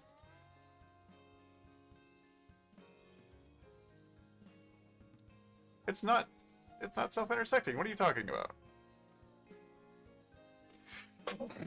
Oh, goodness. Excuse me. Yeah, those are collinear. That's not... Ugh. Okay, fine. I guess I can't use that as a single point of truth sketch. I will live. But I will use it as a reference drawing on the front plane anyway. I'm gonna just... Actually, can I select the chain? I can. And I can convert it, and I can offset it. I could say give me 0.4 millimeters of clearance, perhaps? Base is construction, offset is not.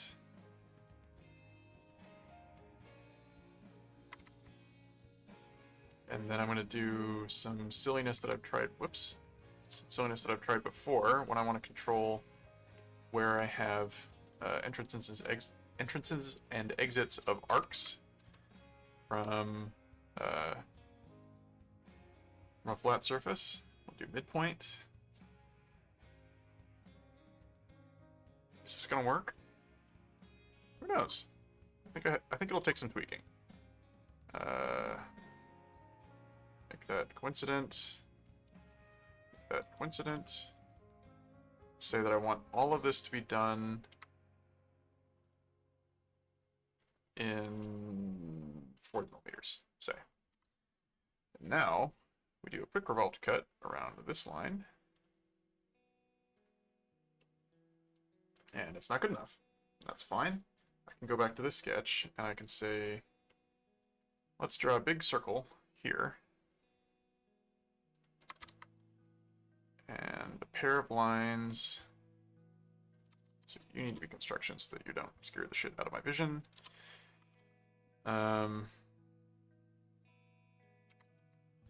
Okay.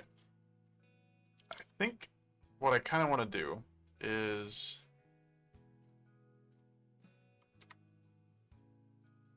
the cutout on the bottom is going to look kind of like this. We'll make that construction. We'll pick the midpoint and pick those two and say intersection. And then pick these two and this midpoint. Whoops, gotta pick those two again. And say intersection.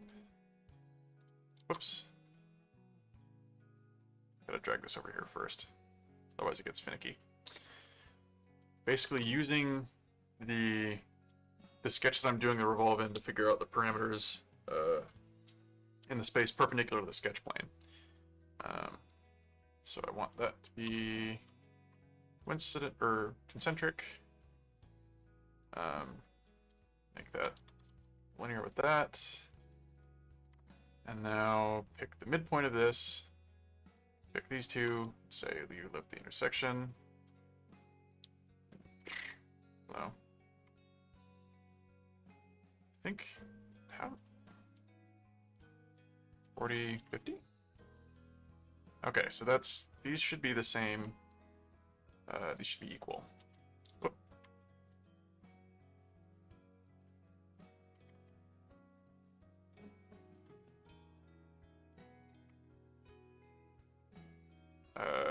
Keep that at 40 for right now. Then add an extra line here. And make these equal. Okay, so now, instead of controlling that, I can control this, and I can know with a very high degree of certainty what the geometry is going to look like when I finish debungling it, which will take a little bit of doing. Now I have to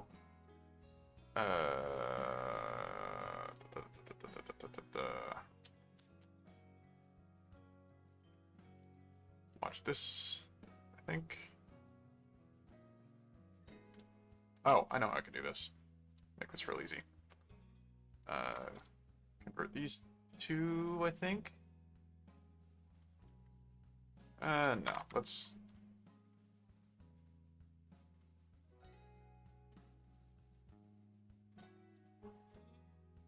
see, I need to... what sketch is that? Go away. Hide. Shoot. So I want geometry that is co-radial with that and does not reach further than this, so it's tangent there. And we can convert this, convert that back. Oh, actually, hang on, I don't even need this outer one. I could just trim away all the stuff on the inside. Shoot. Am I going to leave it there? Probably not. That'd be rude. Or look a little goofy.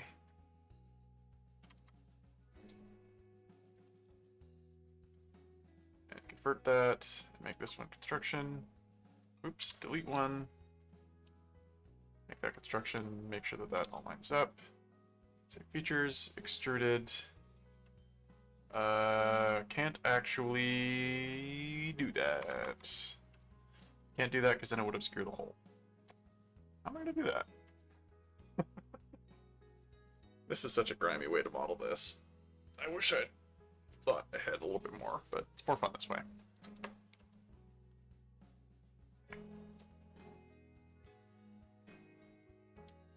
Okay. We're just going to get rid of that and instead do it the lazy way. Up to surface, this one. Selected contours, both of them. Because it would result in zero thickness geometry, but no, it wouldn't. Oh, wait, yes, it would. Okay, so I have to... oh! Did it... oh, it just made 2 extra solid bodies. Okay.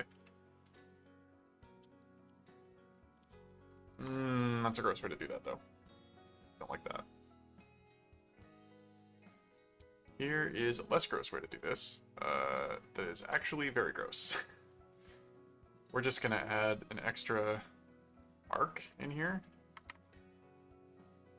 that I'll trim away.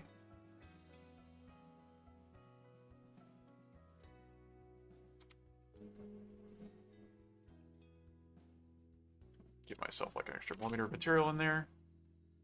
Now, exit sketch and merge.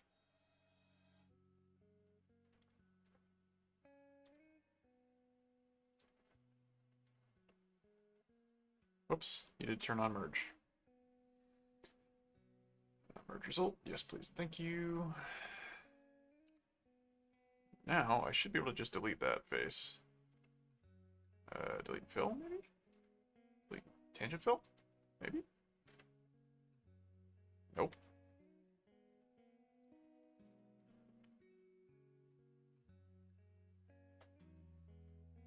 Delete patch? Nothing? Okay. We'll do this lazy way then. Extruded cut. Convert features, or yeah, convert that one. Features, extruded cut, up to next. Like that's the easy way to do this. Which makes for some geometry. Oh, this also should be like 6.5 millimeters, I think. Because otherwise I won't have clearance for the fastener. It can't just be like nominal fastener diameter, it's gotta be a little bit bigger than that. And I can't see where I'm defining, oh, there we go. Call it 6.6.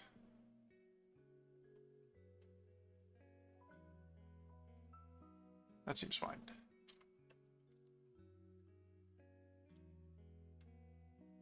And I'm also realizing that since I want those features to be mirrored on the other side as well, I should really move the mirror after all this. and mirror all of these additional features.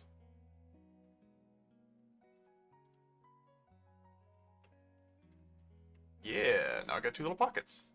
Yeah. Two little, like, if I print it on its side like this, then they should be relatively easy to print, I think. If I print the bottom piece, kind of this shape. And I should also, while I'm here, looking at it, thinking about it, I should add a 1mm chamfer. Common corner is too complex. That sounds about right.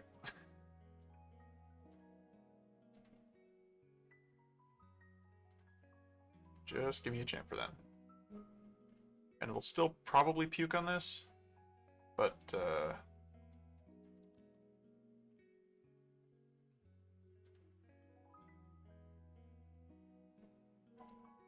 tangent selection, please, maybe? Thank you. Could not build due to geometry conditions. Lovely. How far away is that from here? Is that less than a millimeter? It's 2mm. No, hang on. Not point to point. It's 1.5mm. That is a little tight. It shouldn't puke that badly though. It should just do what I want.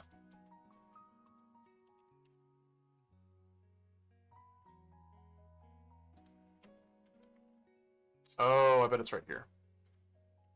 That's probably what's thrown it off. Ooh, no, actually.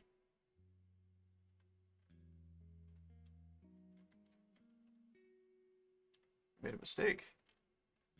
Kind of, maybe. Hard to tell.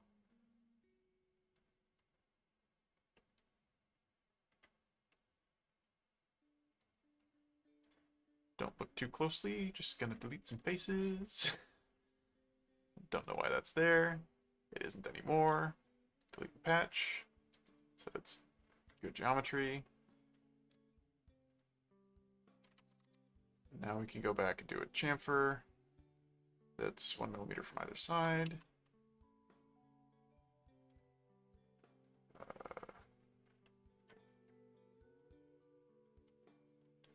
Tangent selection, please.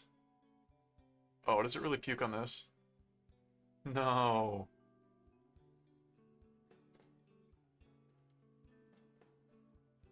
No. Fill it, maybe? That I can then convert to a chamfer? It's like tangency.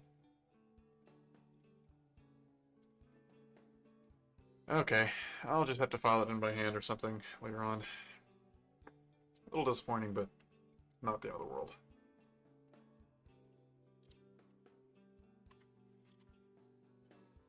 Now what is the diameter in there? That is screwy. Okay, let's go make the bottom bit now. Nope, nope, accidentally made a inch pound second, which I don't want.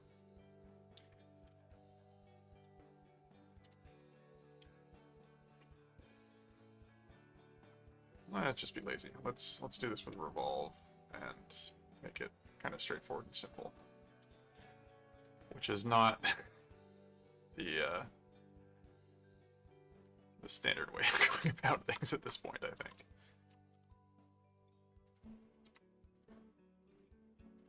Is it 70mm? 75? Up to like 80 at the top.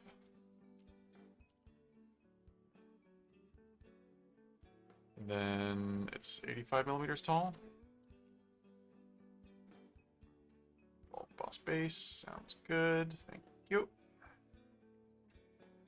And now I have to replicate the geometry from over there.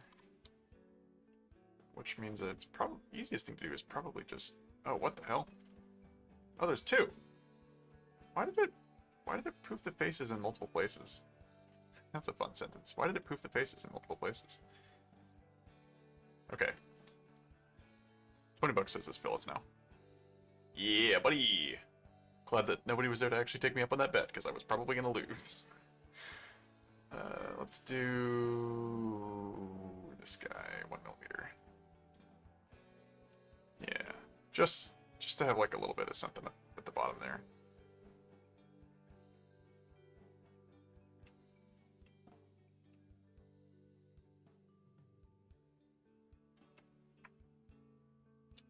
I almost want, hang on. I kind of want a little more material behind. There's nothing defining.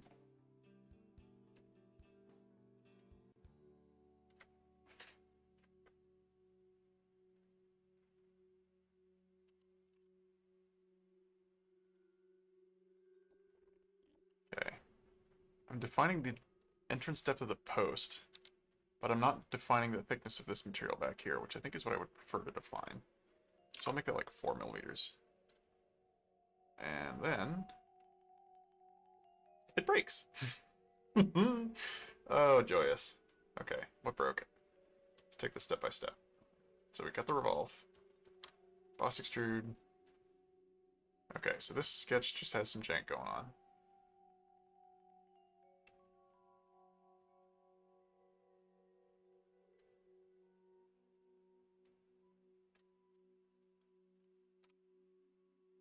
Pretty easily fixable jank, though, it looks like.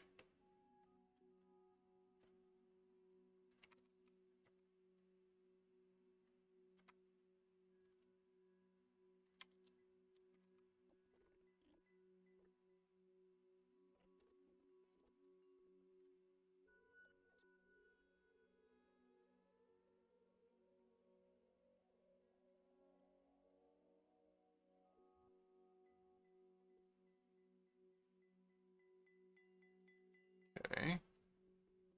Fixing the jank. Fixing the jank. Didn't mirror correctly. Why didn't it mirror correctly? Geometry pattern?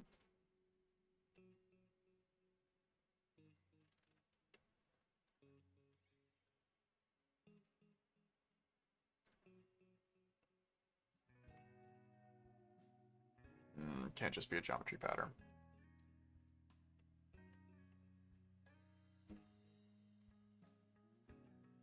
What if I get screwy with it? And what if I say...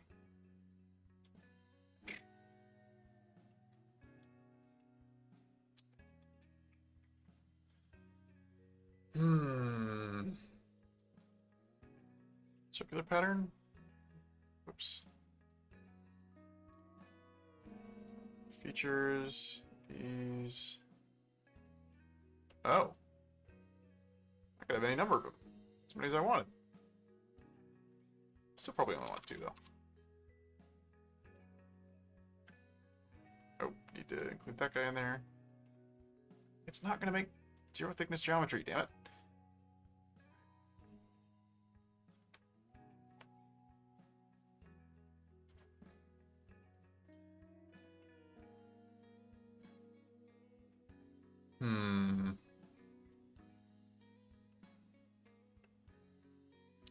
Alright, we're going to do this the lazy way.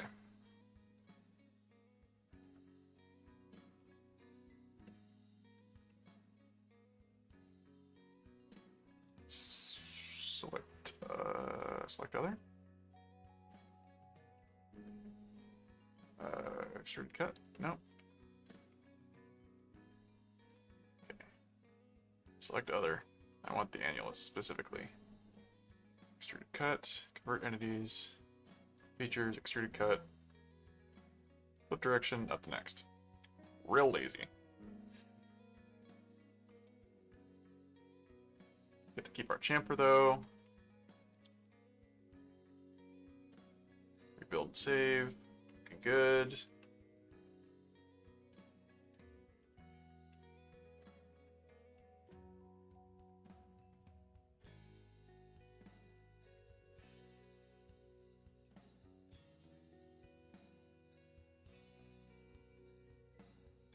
If I did that in the reverse order and I moved the pocket first, then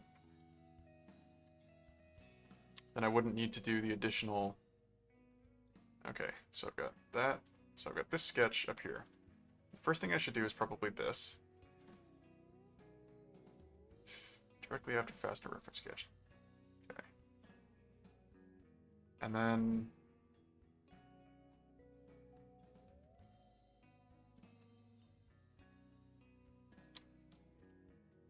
come up here, and I can edit the sketch.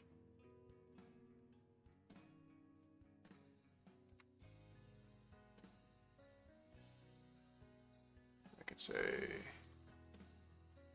and it'll complain because the, actually, no, I need to come above you, and then I need to make you a feature extrude, or a extrude up to next.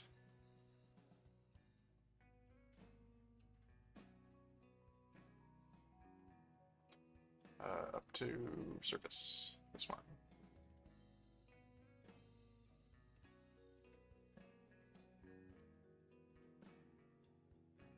Come on, thank you.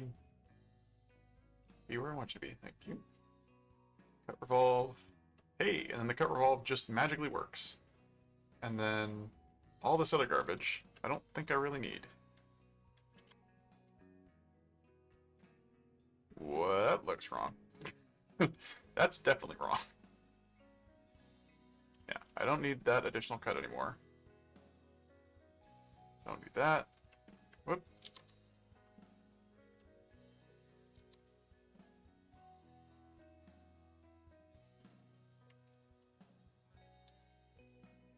Yeah, something's borked here. I borked something properly.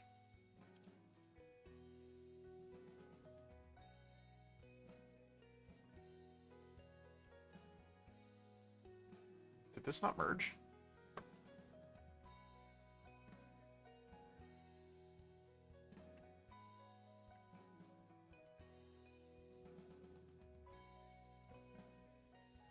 Oh, it's being done twice.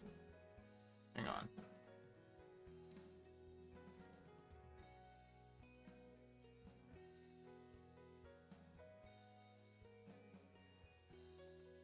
Okay, so now I have the right geometry in there.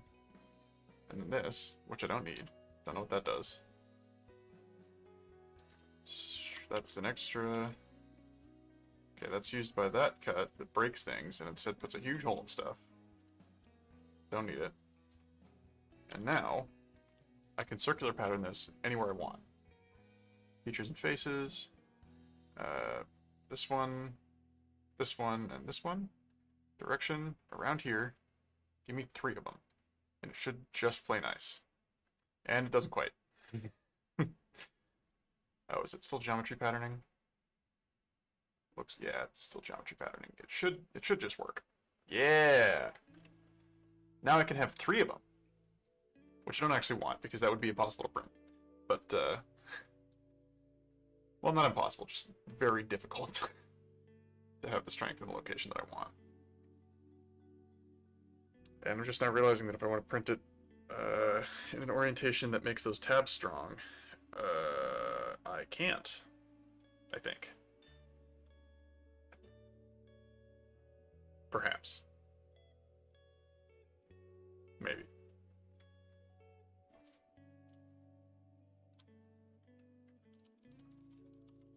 Draft, this plane. Can I offset from here? Draft angle 15. Okay, so that does what I want it to do, but I want to offset it from a different plane. So let's pick a plane that's parallel to this and tangent to this, and then draft from there. Basis to draft, these two. Base draft angle 45. Yeah, that looks sweet. Ooh, actually, hang on. I should do that up before the pattern.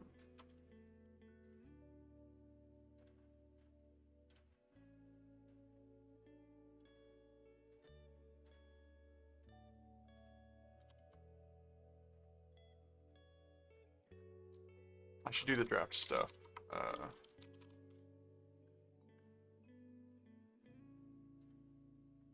Before I do the patterning, so that it's all just like built in. Well, I mean, probably not actually ideal for rebuild times, but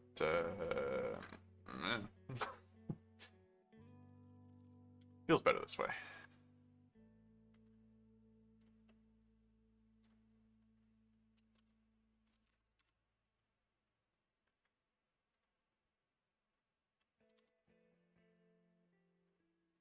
And I go back to the pattern, and I tell it I also want the draft and the fillet.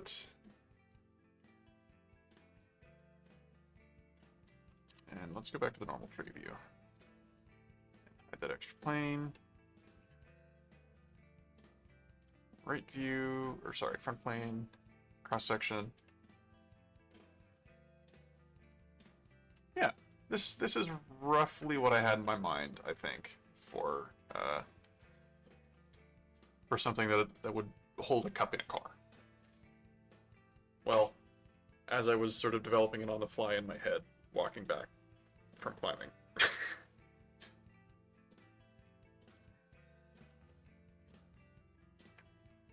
That also does not have any clearance, and I'm going to make it have a millimeter of clearance, and it's going to break everything. It didn't break anything! That never happens! Can I do more? I totally can, and it didn't break anything. That's wild! I'm so used to that, just like horribly ruining all the effort because I forgot to put in tolerance at like the very start. The smarter thing to do would be to just offset outward all the funny details, but nah.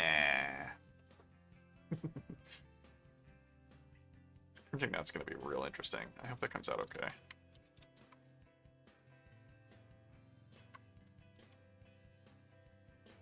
Does that tilt negatively? Can I make that a flat plane? Yeah, you know what? Here's what we're gonna do. This is horizontal now.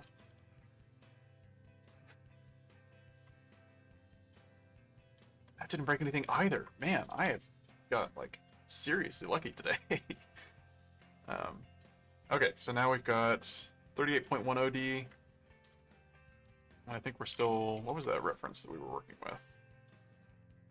This, I think this was 80? Yeah, 80, and then 90 up to 100. So let's go make the bottom section now. I think that revolve is basically as it needs to be.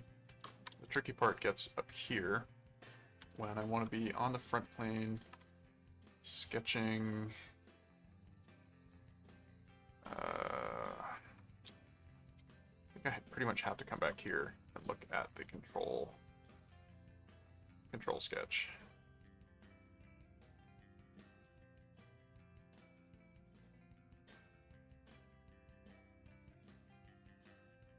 Let's see, dimensions here are 12.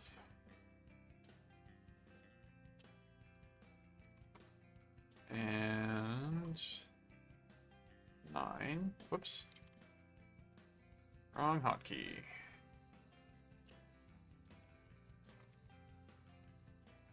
Do the little trick again. Actually, I need to offset this guy outward first by 0.2 millimeters, perhaps? No, he needs to have special controls because I want the exterior fit to be basically net and the interior fit to be not. How am I gonna do that?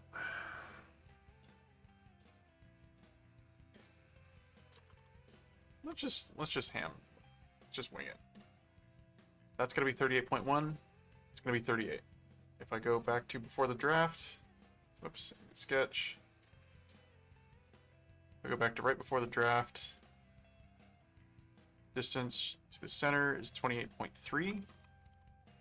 So I'll just abuse those dimensions.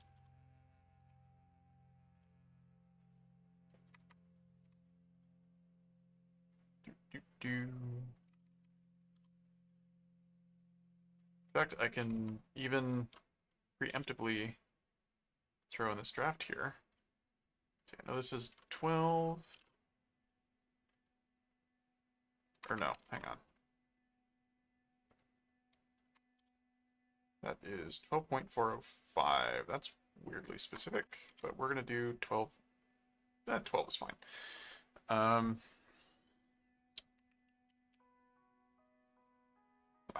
Okay.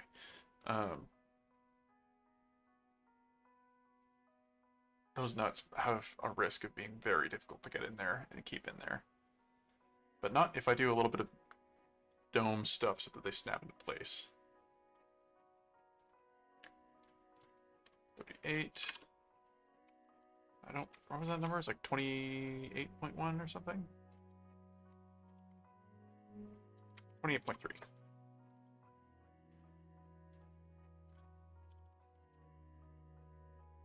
And 45. That looks about right. And now add the other features in here. Midpoint, midpoint, coincident, coincident, extra one out here, make you that way as well.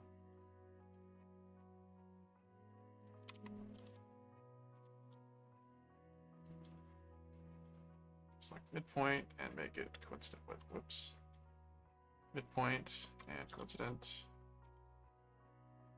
And check the, actually the radius of that top surface. I guess I want it to be less. Like quite a bit less, probably. So we'll just make this like 40. Features, revolved boss. Put it this way. Up to surface, this one. With the entity specifying the end condition. Okay, well, we'll just do it blind then. What? Do I want to do that?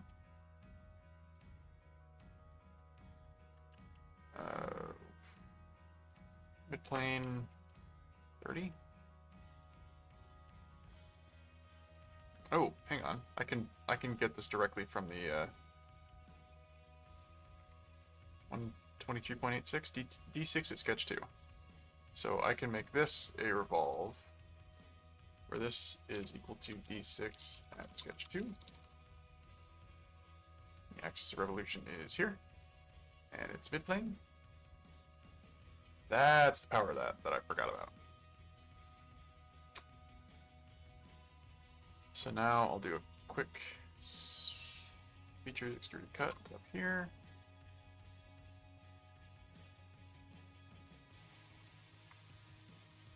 We started listening to something else at some point, and I wasn't paying attention. Apparently it is Caspian, because it started auto-playing stuff. So we're going to go listen to Precious Fathers instead, because this post whatever is too post for me. Because Precious Fathers is a great band. Extrude cut. Flip side, up to next, flip direction. So it comes out towards us. That's wrong. That's... hang on. From surface. From this surface, please.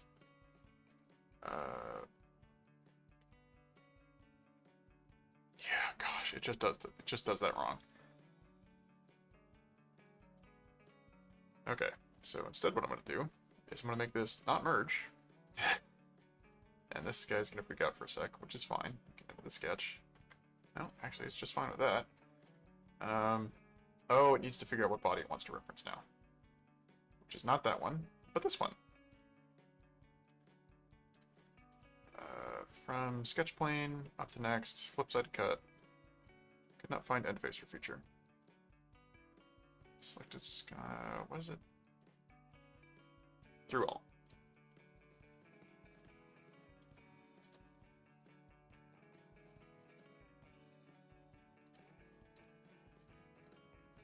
Could not find end face. Okay, so if I do through all the other way.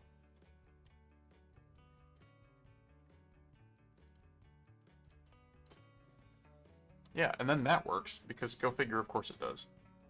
I have to do a little bit of delete face trimming here, but that's fine.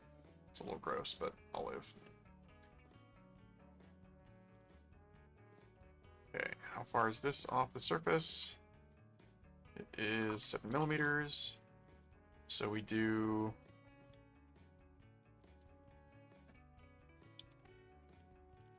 Hole wizard. Asymmetric screw clearances M4 loose. Positions. just on the side of this.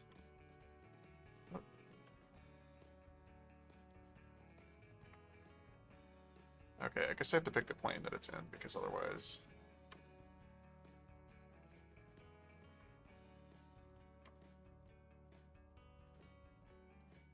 Front plane, on plane, there we go.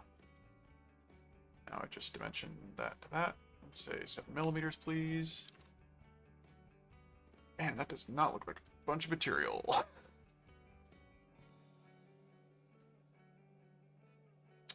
big is that? Oh, 7 millimeters. Jeez. That's probably why. How big did I make the hole over here? 6.6? 6.6 it is. Should probably show custom sizing as well, just to make sure that I'm... Yeah, 6.6.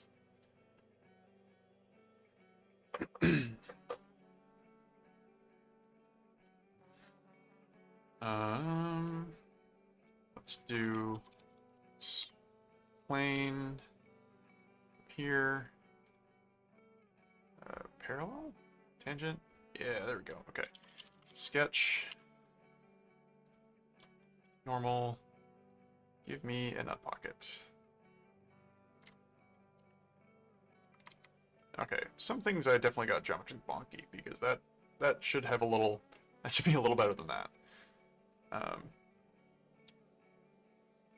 Make that a horizontal. Features, extruded cut. Offset goes 3 millimeters into. Then, oops, up to next. Actually, up to surface, up to this surface. Draft outward, 1 millimeter. Yep, okay, that looks roughly right, but I could have sworn I was going to have more clearance in there.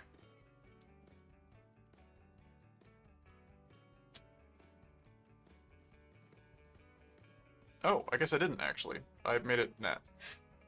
That's wrong.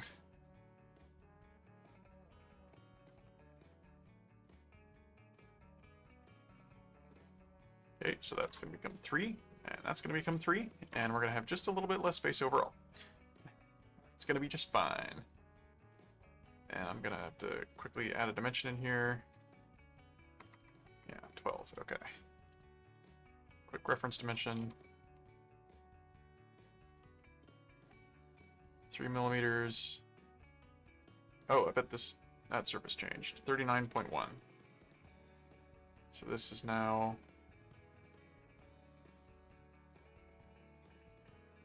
at 39.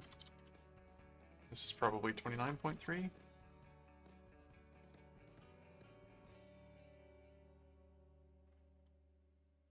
Alright, I'm going to do this properly then, if the delete space is complaining. Front plane sketch, sketch.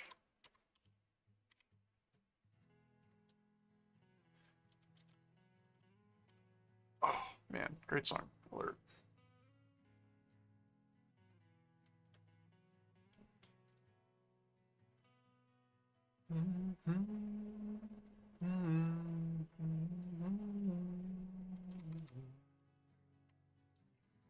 Make sure I completely cut off all that stuff. Horizontal. Add a vertical line. Features, revolved cut. Clear that out properly.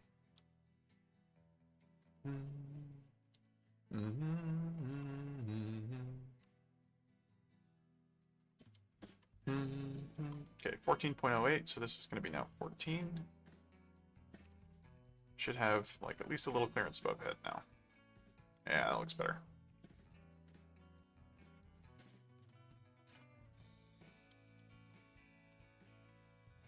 Draft from this face onto these 4. Draft angle 45. Yeah, that's too much.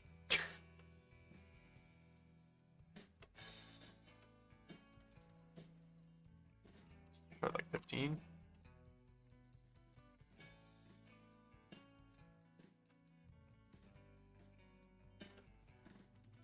Okay.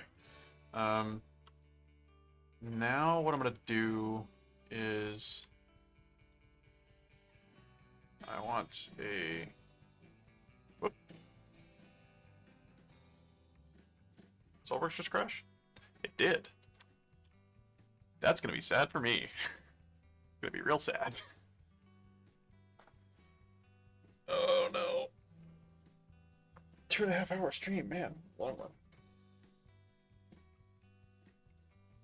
I can't actually see if I have any concurrent viewers right now. I don't. Okay, good. Nobody should watch for this long. That would be absurd.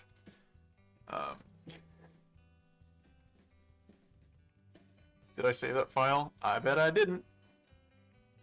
Shoot. But this one looks to be in roughly the same condition, so... Yep, I totally forgot to save the lower one. I'll live.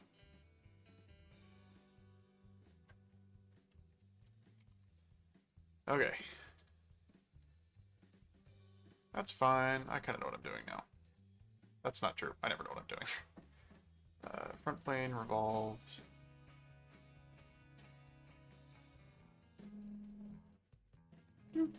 Do.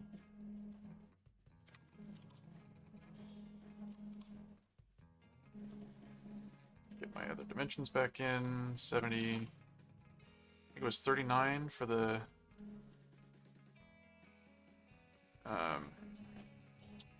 yeah, 39 for the OD of the... Or for the outer radius, I should say, of the upper surface.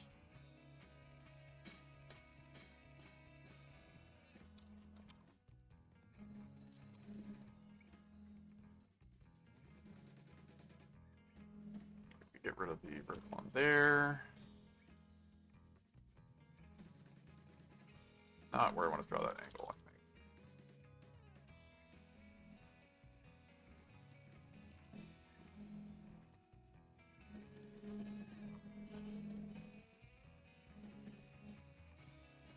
Yeah, this was 39, and I'm also going to make a point to save this real early. Call this the lower, or adapter lower. I think this was 14 millimeters tall. This was... I don't remember how far out. 28.3? Oh, what is this distance? We'll say 28.3 for now and correct it later. Whoops. I forgot to do the extra tricks. Select midpoint. Midpoint. Coincident. Construction. Construction. For that. Equal and parallel. Midpoint. And... Or, sorry. Do the midpoint constraint be appropriate. That was... I don't remember what that was. 45?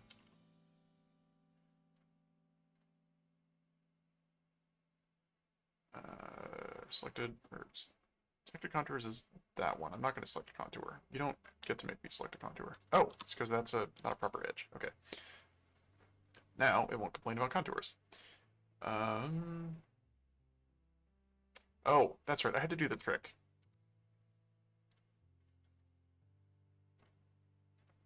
Had to do the silly little trick. 127.56. Hey, that number even rings a bell. That's D6 at sketch 3. So this one becomes revolved. Axis revolution. Equals D6 at sketch 3. And I forgot to do a midplane. So quick midplane. Build save. Quick sketch. Up here. Make that tangent. Features, extruded cut. Through all, flip direction, flip side cut. Looks good. Come back down here, front plane, sketch. And now we fix this. It's a lot easier once you've done it once to sort of remember what you've done.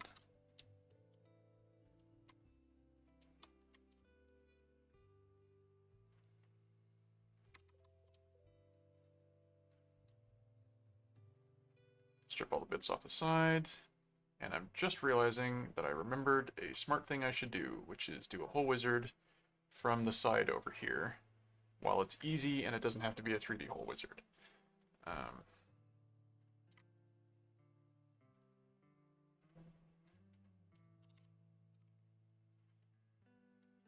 whoops, normal, so that we can get the origin, or vertical, sorry. And we're good. Cool. Now I can do that other stuff, and it comes in just right.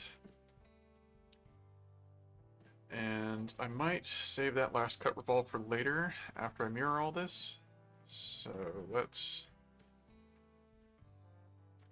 add some small 1.6 fillets on here.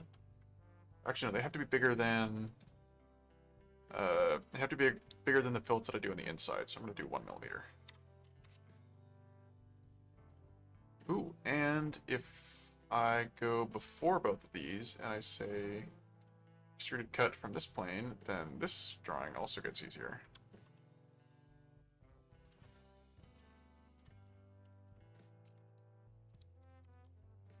Quickly pick an edge there so that we have some control.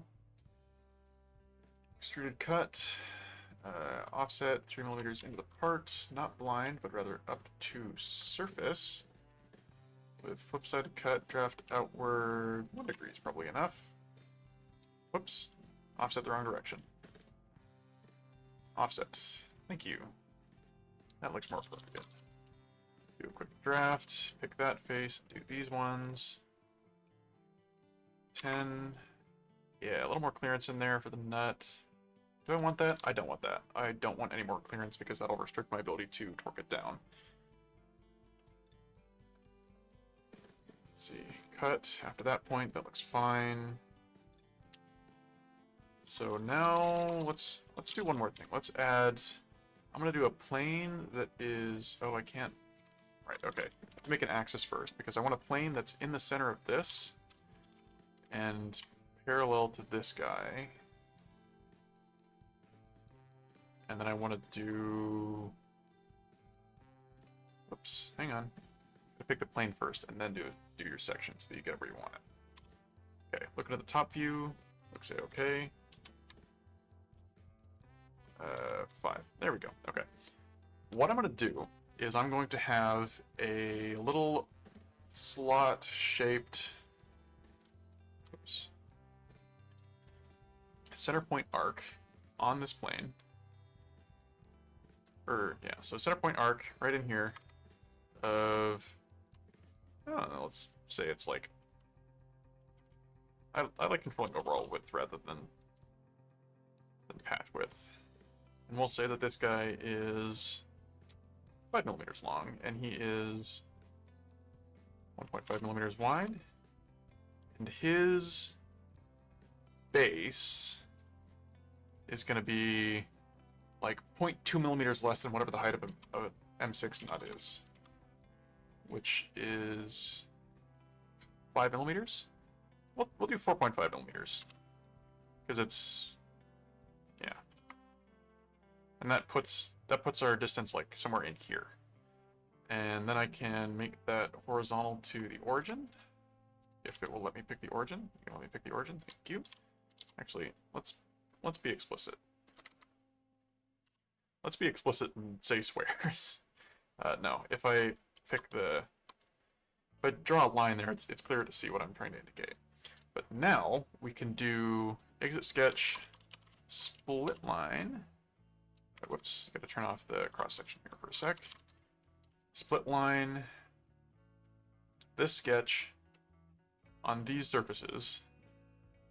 And now, if I quickly hide that, or refresh, hide those other two things, I can use a dome feature to give myself, let's just do like 0.4 millimeters. If I do only one, does it make the domes a little better? So I like the other style of dome a little more.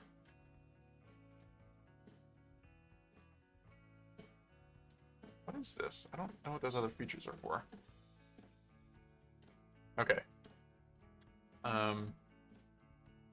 Now I have two little nubbins that will print and hold that guy in place when he's sitting in there. Hopefully. We'll see. If I click that and that, I wonder if I can get him to give me a minimum distance. Hey, it totally will. 9.4 against 10? That's a little tight. I think I'll back that off to like 0.3. And hopefully that just gives me like a nice, easy, captured fit for the nuts. And I'll probably have to test some as well. I fully expect to just have to like print a tiny section version of this. Now I can go back up before the fillet and I can say circular pattern with respect to this, equal spacing, 2 of them, with respect to my main barrel. And then I just gotta grab every feature I just made, which is gonna be a lot of them. Okay, we've got this revolve, cutout, don't remember what that cut. Oh, that was the nut pocket, split line, and the dome, and the cut extrude on the exterior, and the fillet. And don't do a geometry pattern. Do it all properly. And then that last cut at the end pulls off. TBD whether this works or not. We'll find out. But I can save this now, and we can go. Let's make a separate little assembly to poke this guy in, because it's gonna be funky. Adapter lower. Float him and bring him back to the origin. Line axes. Yes, please. Adapter upper. Oh boy, that is going to be one heinously difficult print. What have I done? Coincident. Let's pick this one and that guy. Ooh, actually, hang on. Instead of doing that, well, no, that's a fine way to do concentrics, I think. Whoop, looks like I got some dimensions wrong, because those are interfering. And they're not supposed to do that. Okay, let's quick look in the front plane. Where have we got interferences?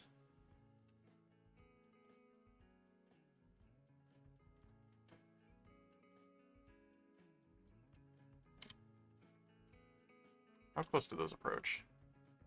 Minimum distance? 3.6? Okay.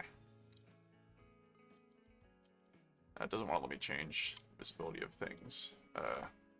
Cut view. Okay, so that needs to be a little taller. So let's go back to the upper adapter and tweak some of this sketch.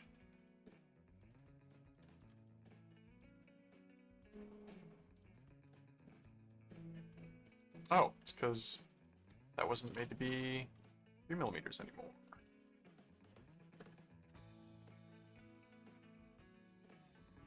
I bet that'll bring it into line. Whoops.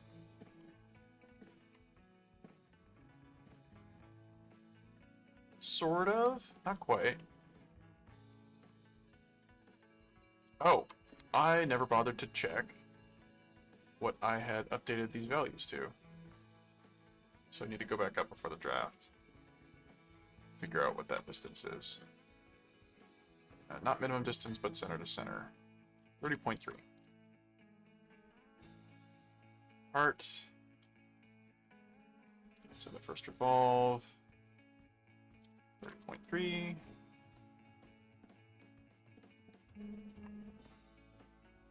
Whoops. Forgot to unroll this guy.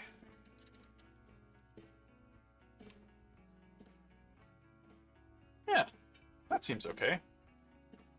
I could probably even have a little more meat on top of this one. I think I'll do. Plane measurement 15.4. Let's like go all the way up to 15.2. 15. Let's not get greedy.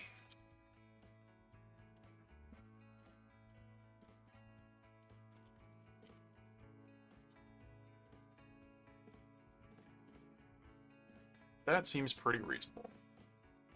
For a really loose definition of reasonable.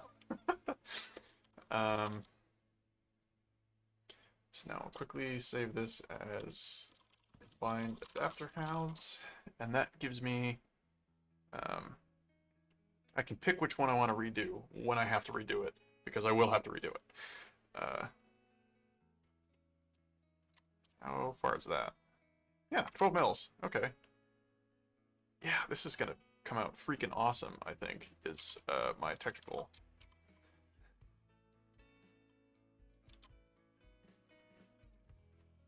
Okay, who's complaining? Why is that mate failing? Oh, that's the upper adapter. I'm also going to change the names of both of those because adapter upper half, temporarily rename document, rebuild, save all. Come on. You're really not gonna let me.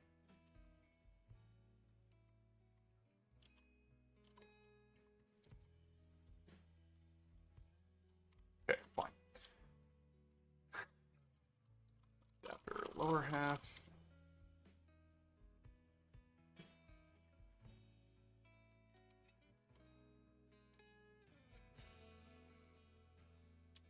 I guess I gotta replace it?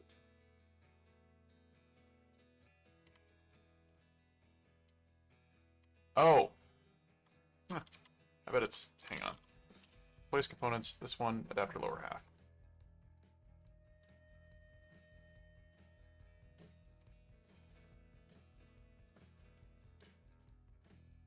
Okay. I just need to save this, close it, and reopen it.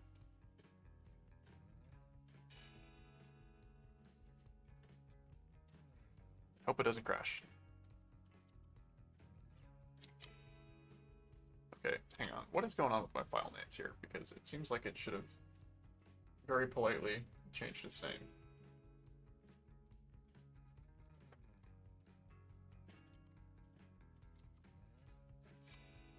Okay, combined adapters, adapter lower half, adapter upper half, save all. Open up the combined halves again. Reference should be correct this time. Nope, still wrong. Screw it.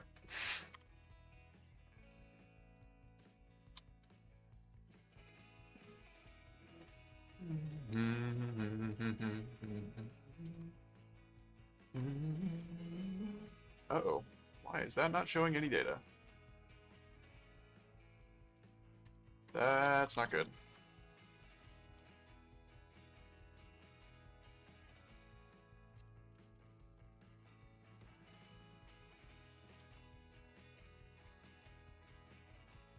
Oh, hang on. What if I just roll back the... Oh, wait, what if it's... No? It was just hidden. You've got to be kidding me, man. This software. Oh, gosh. It's going to give me a stroke. Tangency. Come on. Symmetric. Tangent prop. No tangent prop? Did not build due to geometry conditions. That's frustrating. Do a quick attempt with a fillet then.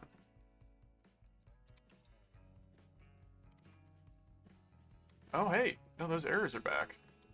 That's weird.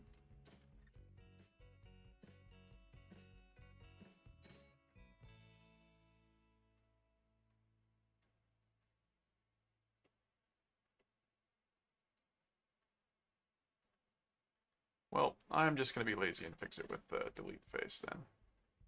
Because I'm not really sure where it's coming from. Because it's not content. Oh!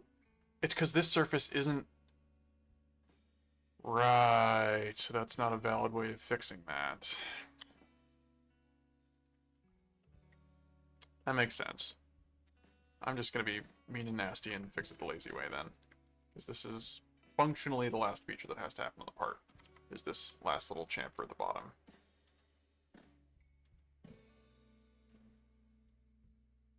And it's going to try and do a 10mm fillet, which will look awful.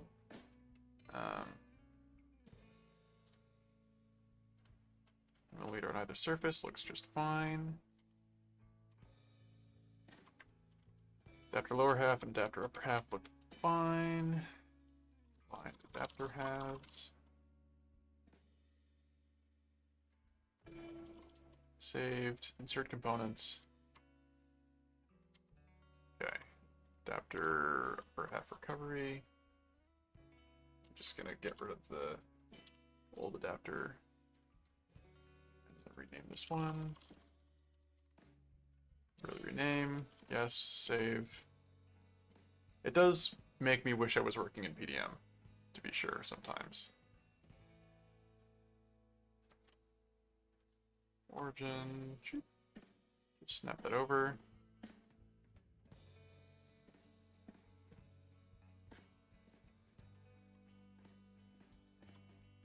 Made those up. Whoop.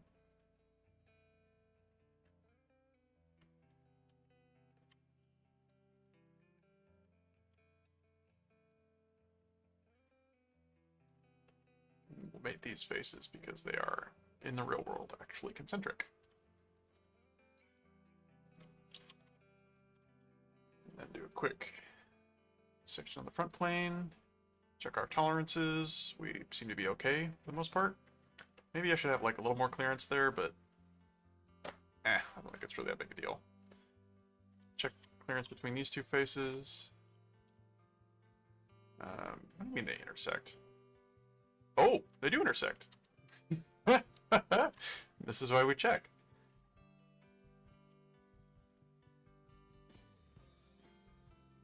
Let's bring this out to here. Oh, I guess they intersect in the like the grand scheme of things, but they shouldn't actually intersect. Also, oh, I shouldn't be doing this as width, I should be doing this as a fixed radius. So I want to do this as like 0.3 millimeters of clearance, so that should be 23.8. Derp. It's a pretty big derp. I don't care about this. I care primarily about that being 23.8 millimeters. And then it is the correct width, or it's the correct clearance all the way through. Yeah, that's much more sane.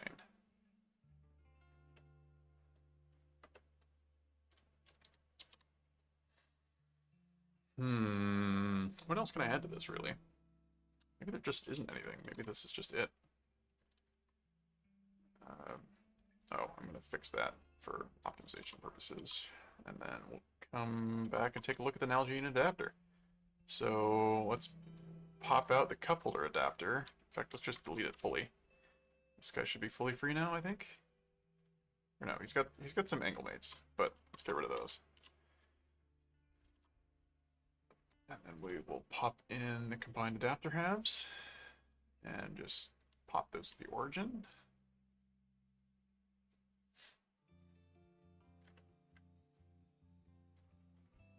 Make those coincident and lock rotation to boot. Oh, not that plane, but this plane. Tangent.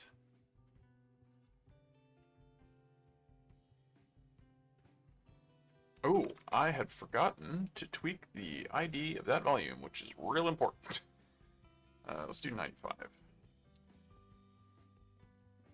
1/10 of an inch, that should be about right.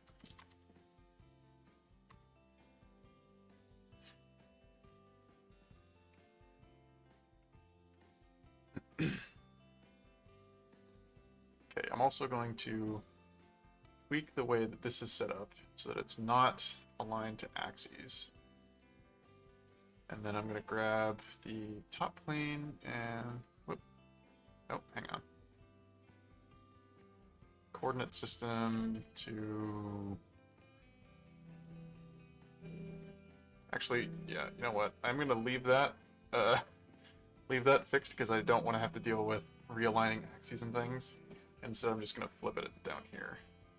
Because this one has axes in the orientations, or, sorry. This one has orientation, or planes in the orientations I care about.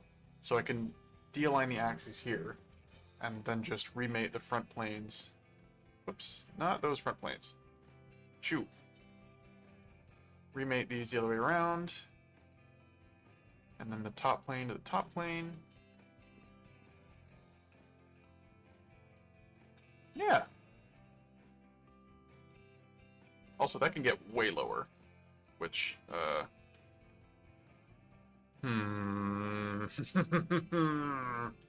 What if I want to do it that way? gosh, I could make that so much more space efficient. Like there's, if I measure down to here,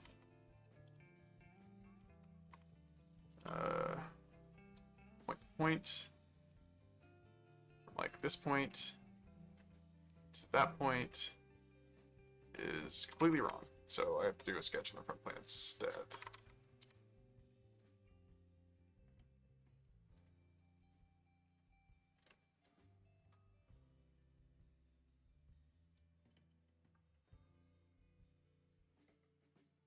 Well, actually, here's what I can do. I don't need, well, I do kind of want that, actually. I want to keep this section view going, but I want to delete the coincidence with the origin. I want to add a coincidence for the right plane so that I know I'm in the right location.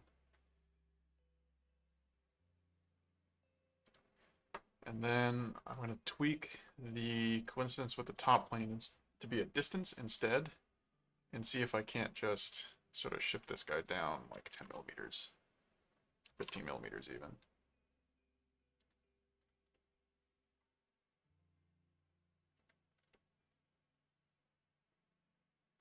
Maybe that'll fit.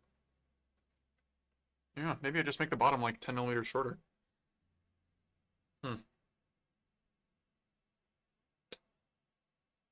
Only one way to find out. Yeah, I think that's kind of the limit of what I can show off here so far. I think I definitely did want to be reaching up, like up around the corner back here instead, but it's, like if I look at the, whoop,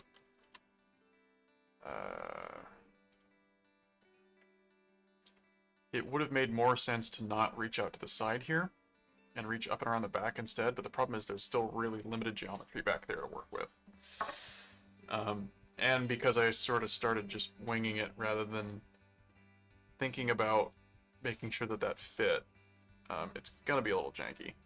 But this is only like 3 hours of effort, which frankly pretty low for a completely insane one-shot, hey, maybe this works.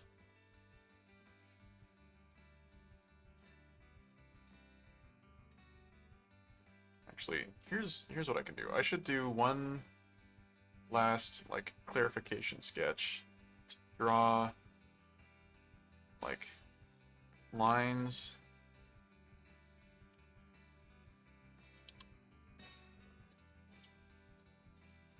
make sure that that's not accidentally coincident with anything. Okay, that is about 80 millimeters, so that means that the dimensions I took in person are pretty close to correct.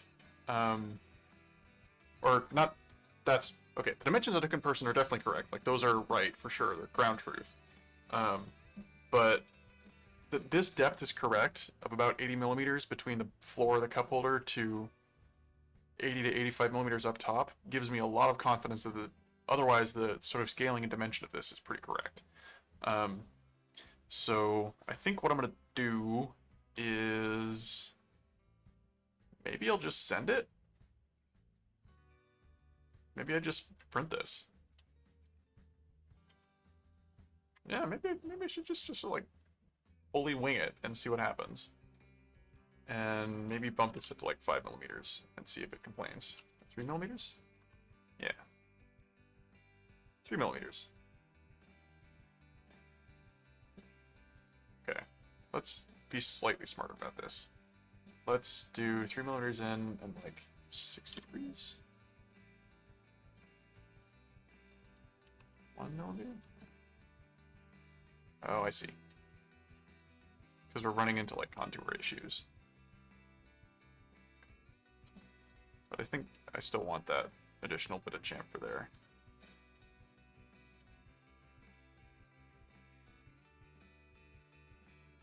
Yeah. That still seems something almost approaching printable. The limitation is for sure going to be my ability to print really tall things.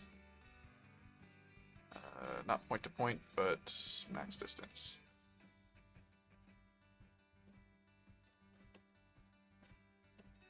How tall is that?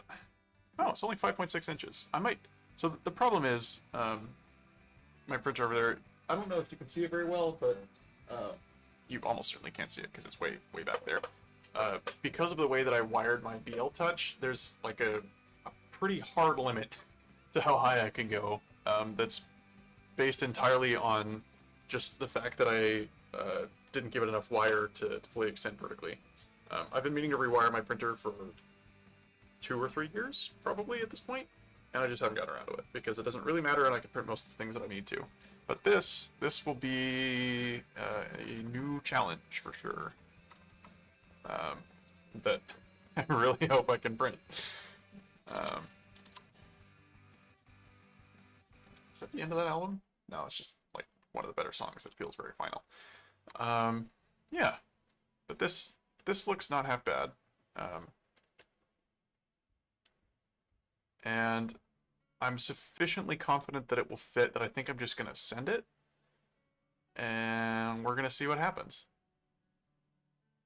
And then when it doesn't fit, I'll tweak things a little bit, or I'll come back and I'll redesign this thing from scratch, which is really what it needs. Because there's hard limits to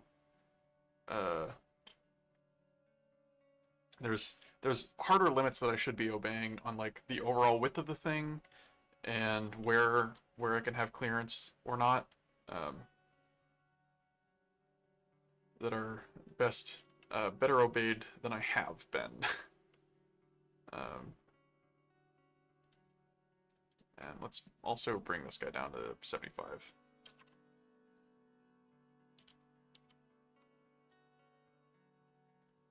And that means I also have to tweak the, not make that no longer a distance, but instead a coincident.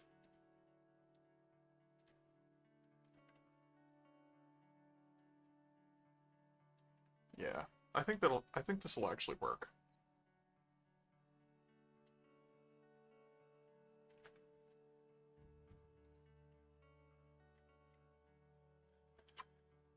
But, you know, gotta print it to find out, and that's gonna take, I don't know, it's something like this will probably take a day at least.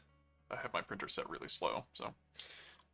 Yeah, if you, for some reason, decided to watch all, what is this, 3 hours of this, my god, thanks. I hope you watched it at faster than 1x speed, because I certainly would not have watched it at 1x speed. If you saw something or an interesting technique that you liked, let me know. My #1 goal is to like show off weird, screwy techniques for better reverse engineering things and better developing parts. So, yeah, made it all the way to the end. Thank you. Have a good morning, afternoon, evening, or night. Yeah, nothing else clever to add. Have a good one. Should make sure I do the boink noise correctly. Boink.